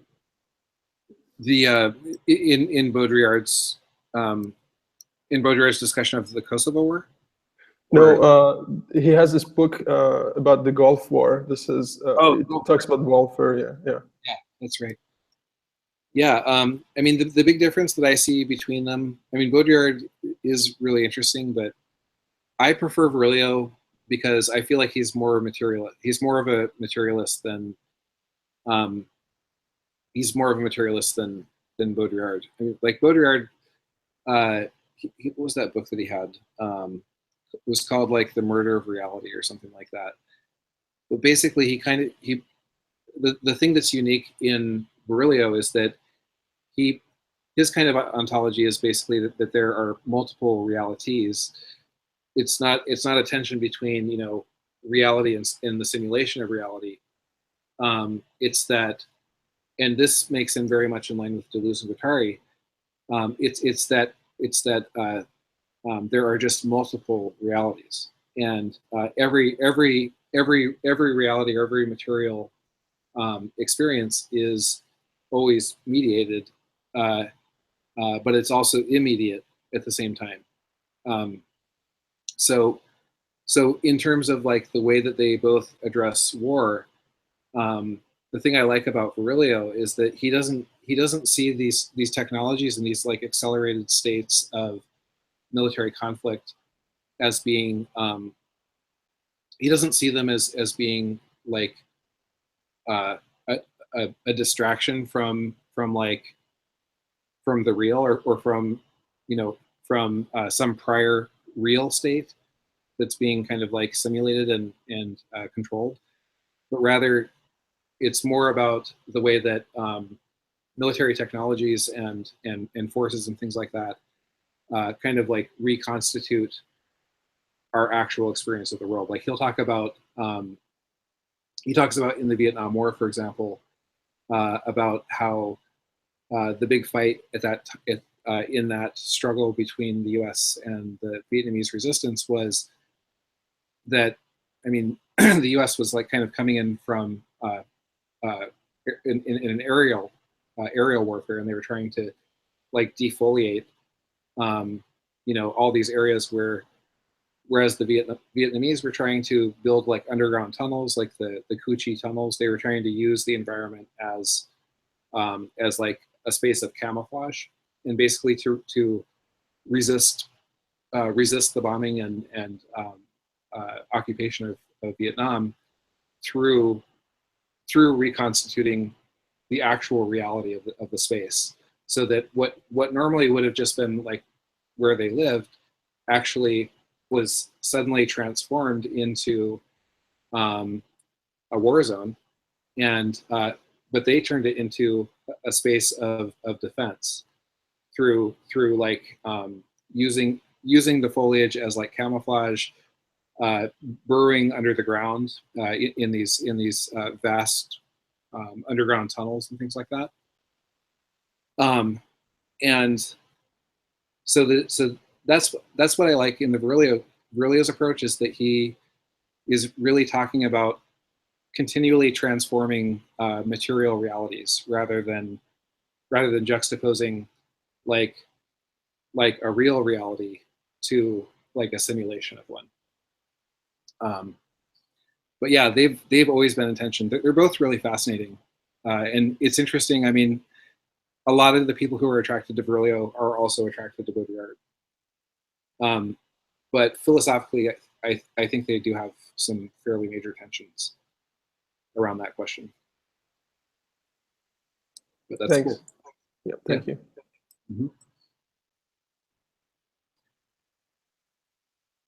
Mm-hmm. Tegan, do you want to try the microphone again? Sure. Can you hear me? Yeah. Yes. Okay. Great. I don't really know if I have exactly a question, but I guess a comment is something I was thinking about. Right. So Guattari, I don't know if it was during his life that it was ever published as a text, but I know he gave a lecture that was titled "Everybody Wants to Be a Fascist." Yeah, it was published in the text Chaosophy, I believe, which was one of the collected writings that have been published recently. And I guess one thing I was reflecting on was the description of the what was it, the fascist character of speed.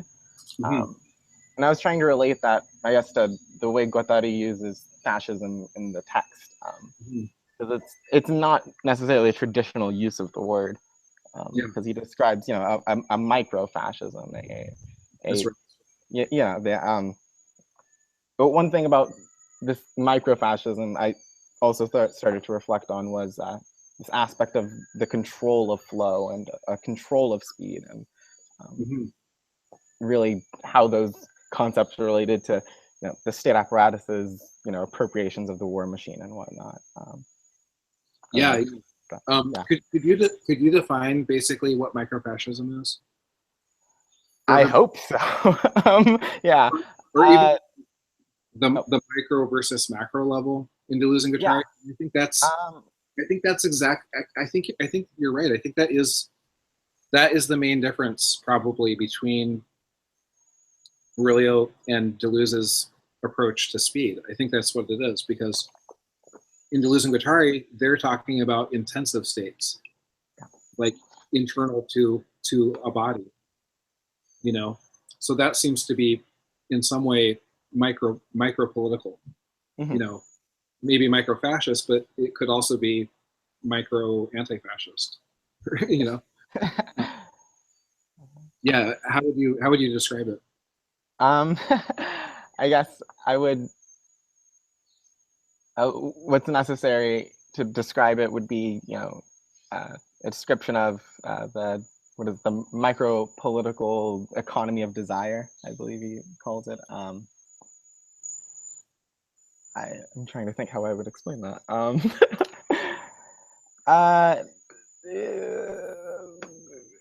think the best way I can explain it would be that fascism, in a sense, can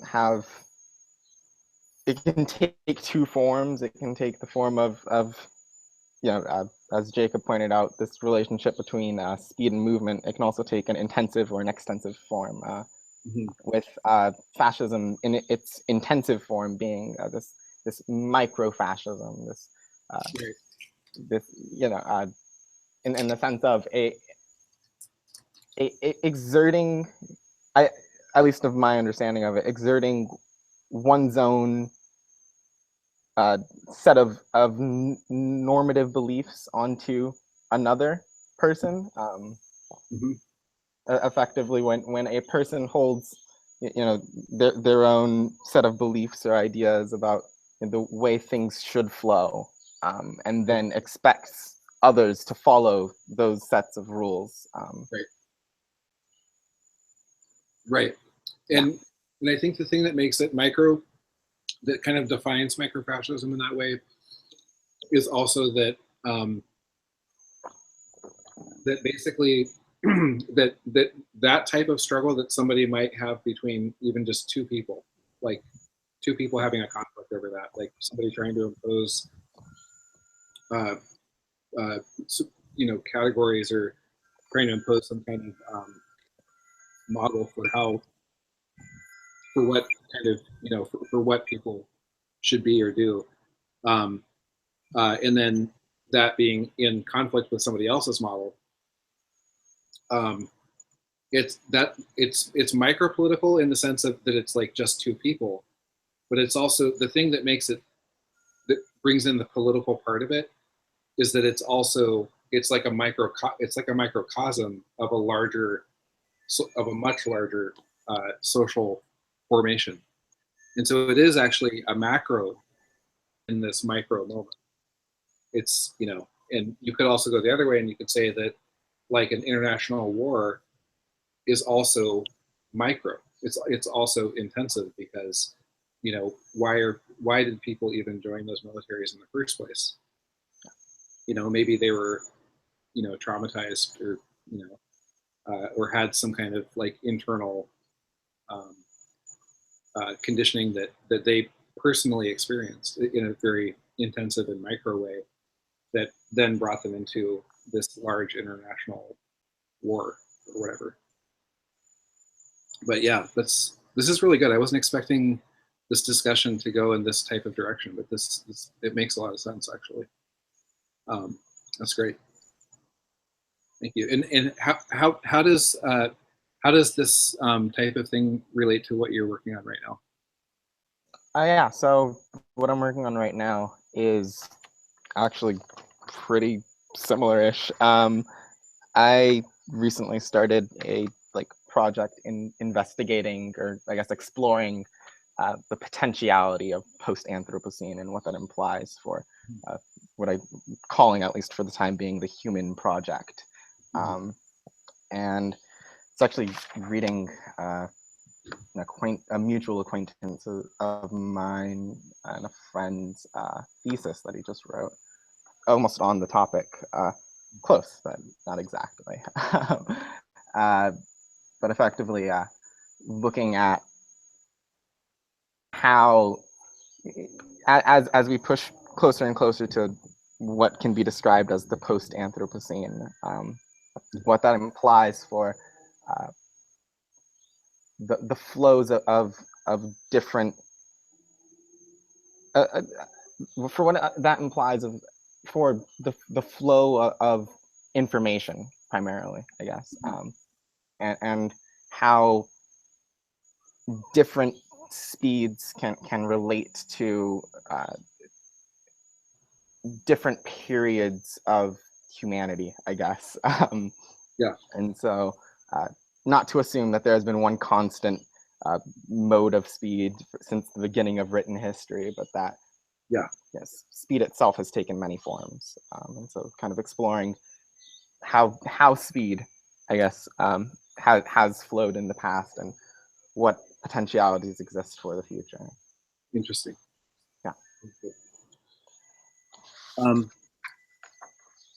Well, we should probably, we're getting close to 4. That went super quick. I wasn't expecting it to go quite that fast, but we have about 10 minutes left, and we actually didn't take a break in the middle, so we're technically at the end right now. But but before we go, we should probably split up the readings.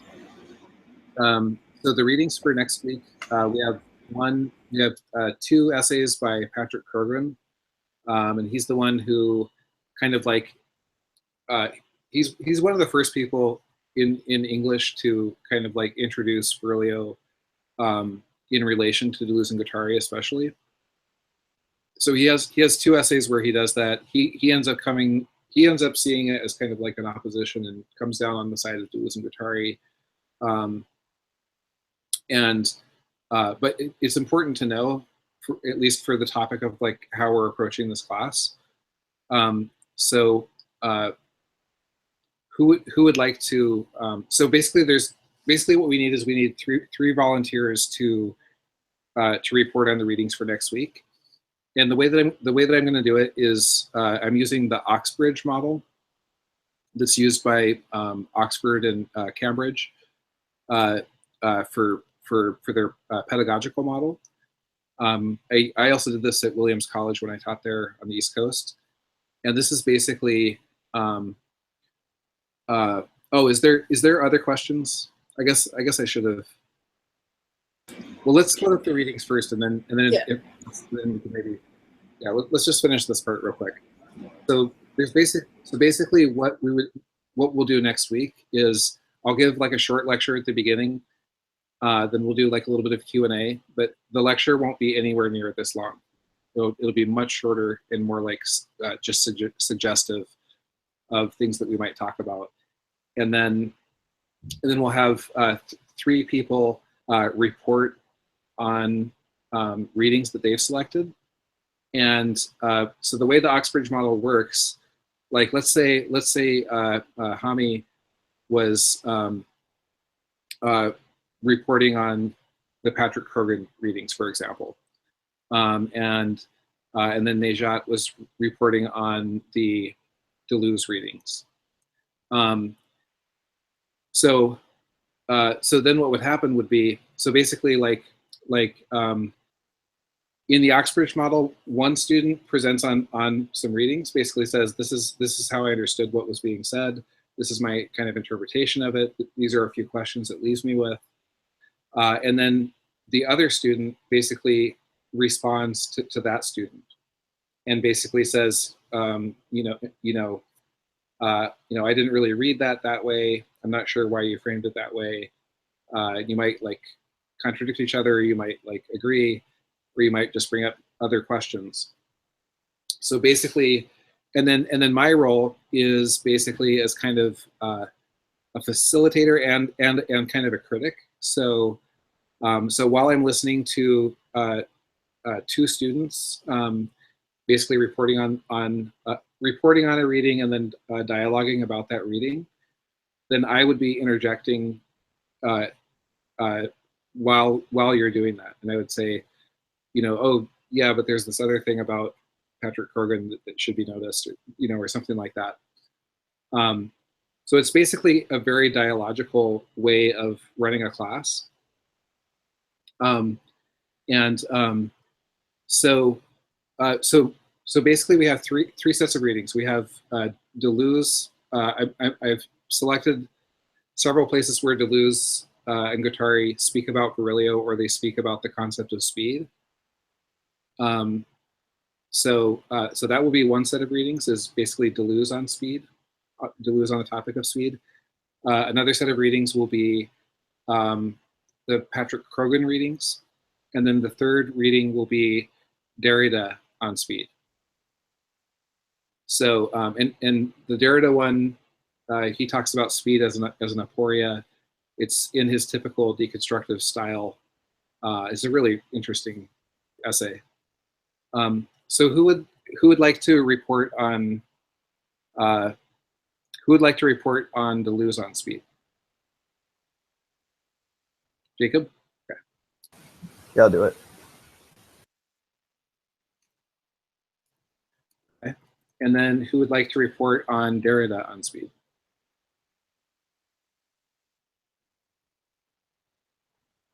Nejat? Jad? Nejat? Wait. Oh, let me turn this on. Sorry. Go ahead. I haven't read much of Derrida, but I just want to challenge myself and also hear how other. Yeah, I'll give it a shot. Great.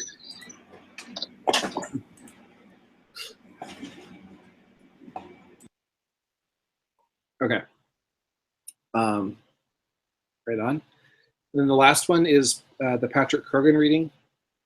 And the Rogan reading is basically the way that Patrick Rogan reads both Deleuze and Derrida and Virilio in juxtaposition to each other. So we can kind of like read this person who he himself is reading the readings that we're reading. And then we can decide whether we like his interpretation or not, or if we, think that he's missing something. So, and he was one of the first ones to write about this topic, other than myself. So who would like to report on Patrick Rogan?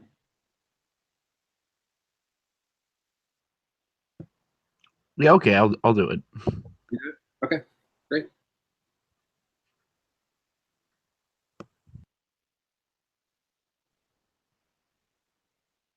Oh, there's Alex. Great.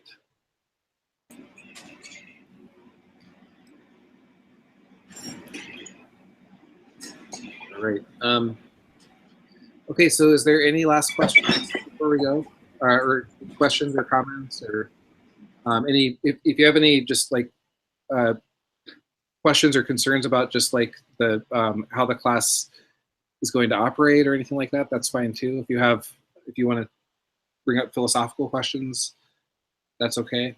But we are pretty much at the end, so maybe like a short type of question.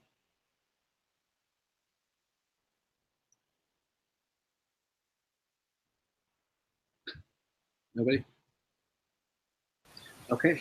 I just have a quick question, because I didn't get super far in your master's thesis, but I was just wondering how Empire of Speed related or contrasted to Hart and Negri's concept of empire, whether there were any similarities and differences. Yeah, that's an interesting question. I was definitely thinking of that when I put that in the title, but it technically is a quote from Virilio, and it's another way of him talking about what he calls the hierarchy of speeds, which is just basically that in contemporary society, according to him, in a highly technological society to communicate with great speed or to move with great speed is usually an effect of power, and it is the source of power in many cases as well. And whereas with Hurt and Negri, their concept of empire is basically what they argue is that the model of the traditional model of imperialism doesn't really apply that well anymore because there's not that many like direct colonies compared to what there was in, say, like 1800 or something like that. There's not nearly as many. There's been anti-colonial movements all over the world, many of which succeeded. Not all succeeded, but many of them did. And so in this kind of post-colonial situation, can we still speak of empire? And I think Hurt and Negri are saying that yes, there is, but it's basically indirect imperialism that is that functions in a more biopolitical manner, or more in, say, Deleuze and Guattari, or Deleuze's concept of a society of control. So it operates through kind of free-floating. We can still speak of empire, but empire today functions more through a kind of a more sort of decentered and indirect control that functions mainly through the market, mainly through technology, communication, and things like that, much more than through like direct imperial control. And so I guess the way that I would see them as relating would be mostly be on the technological side. How does a biopolitical empire or an empire, a control type empire, how does that function? A lot of how it functions is through the things that Virilio is kind of mapping for us, which is the role that technologies play, that sort of high-speed communication and transportation technologies play in assembling that indirect form of empire that is not it's not like England, for example, occupying India. It's like American corporations completely changing the direction of third world nations and even first world nations nowadays. So that would be, but a lot of those things today are, I think Virilio is even more relevant than he used to be, because he's so focused on technology and speed that if you were to connect that with the concept of empire and Hurt and Negri, I would say that the best way to do it would be to think about the way that tech corporations are becoming so powerful. Like, for example, Nick Scherishek's recent book, Platform Capitalism. That would be one thing I would look at. Or another thing that I would look at would be just like the number of people who are in Facebook. I think Facebook was announced to have like 2 billion members the other day, which is, absolutely massive. And so that's like the size of the largest nation states in the world right now. So so that's how I would probably connect the two, something like that.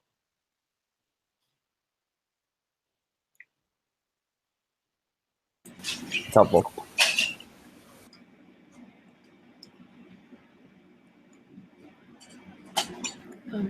Any closing remarks? Oh, one more thing, Jason, if you could stay after the broadcast. Okay, sure. Okay.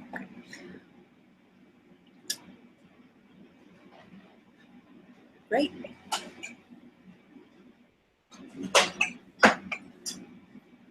All right, thank you, everybody, and we'll see you next week. And it'll be fun to have it be a little bit more participatory. Sorry that was such a long lecture.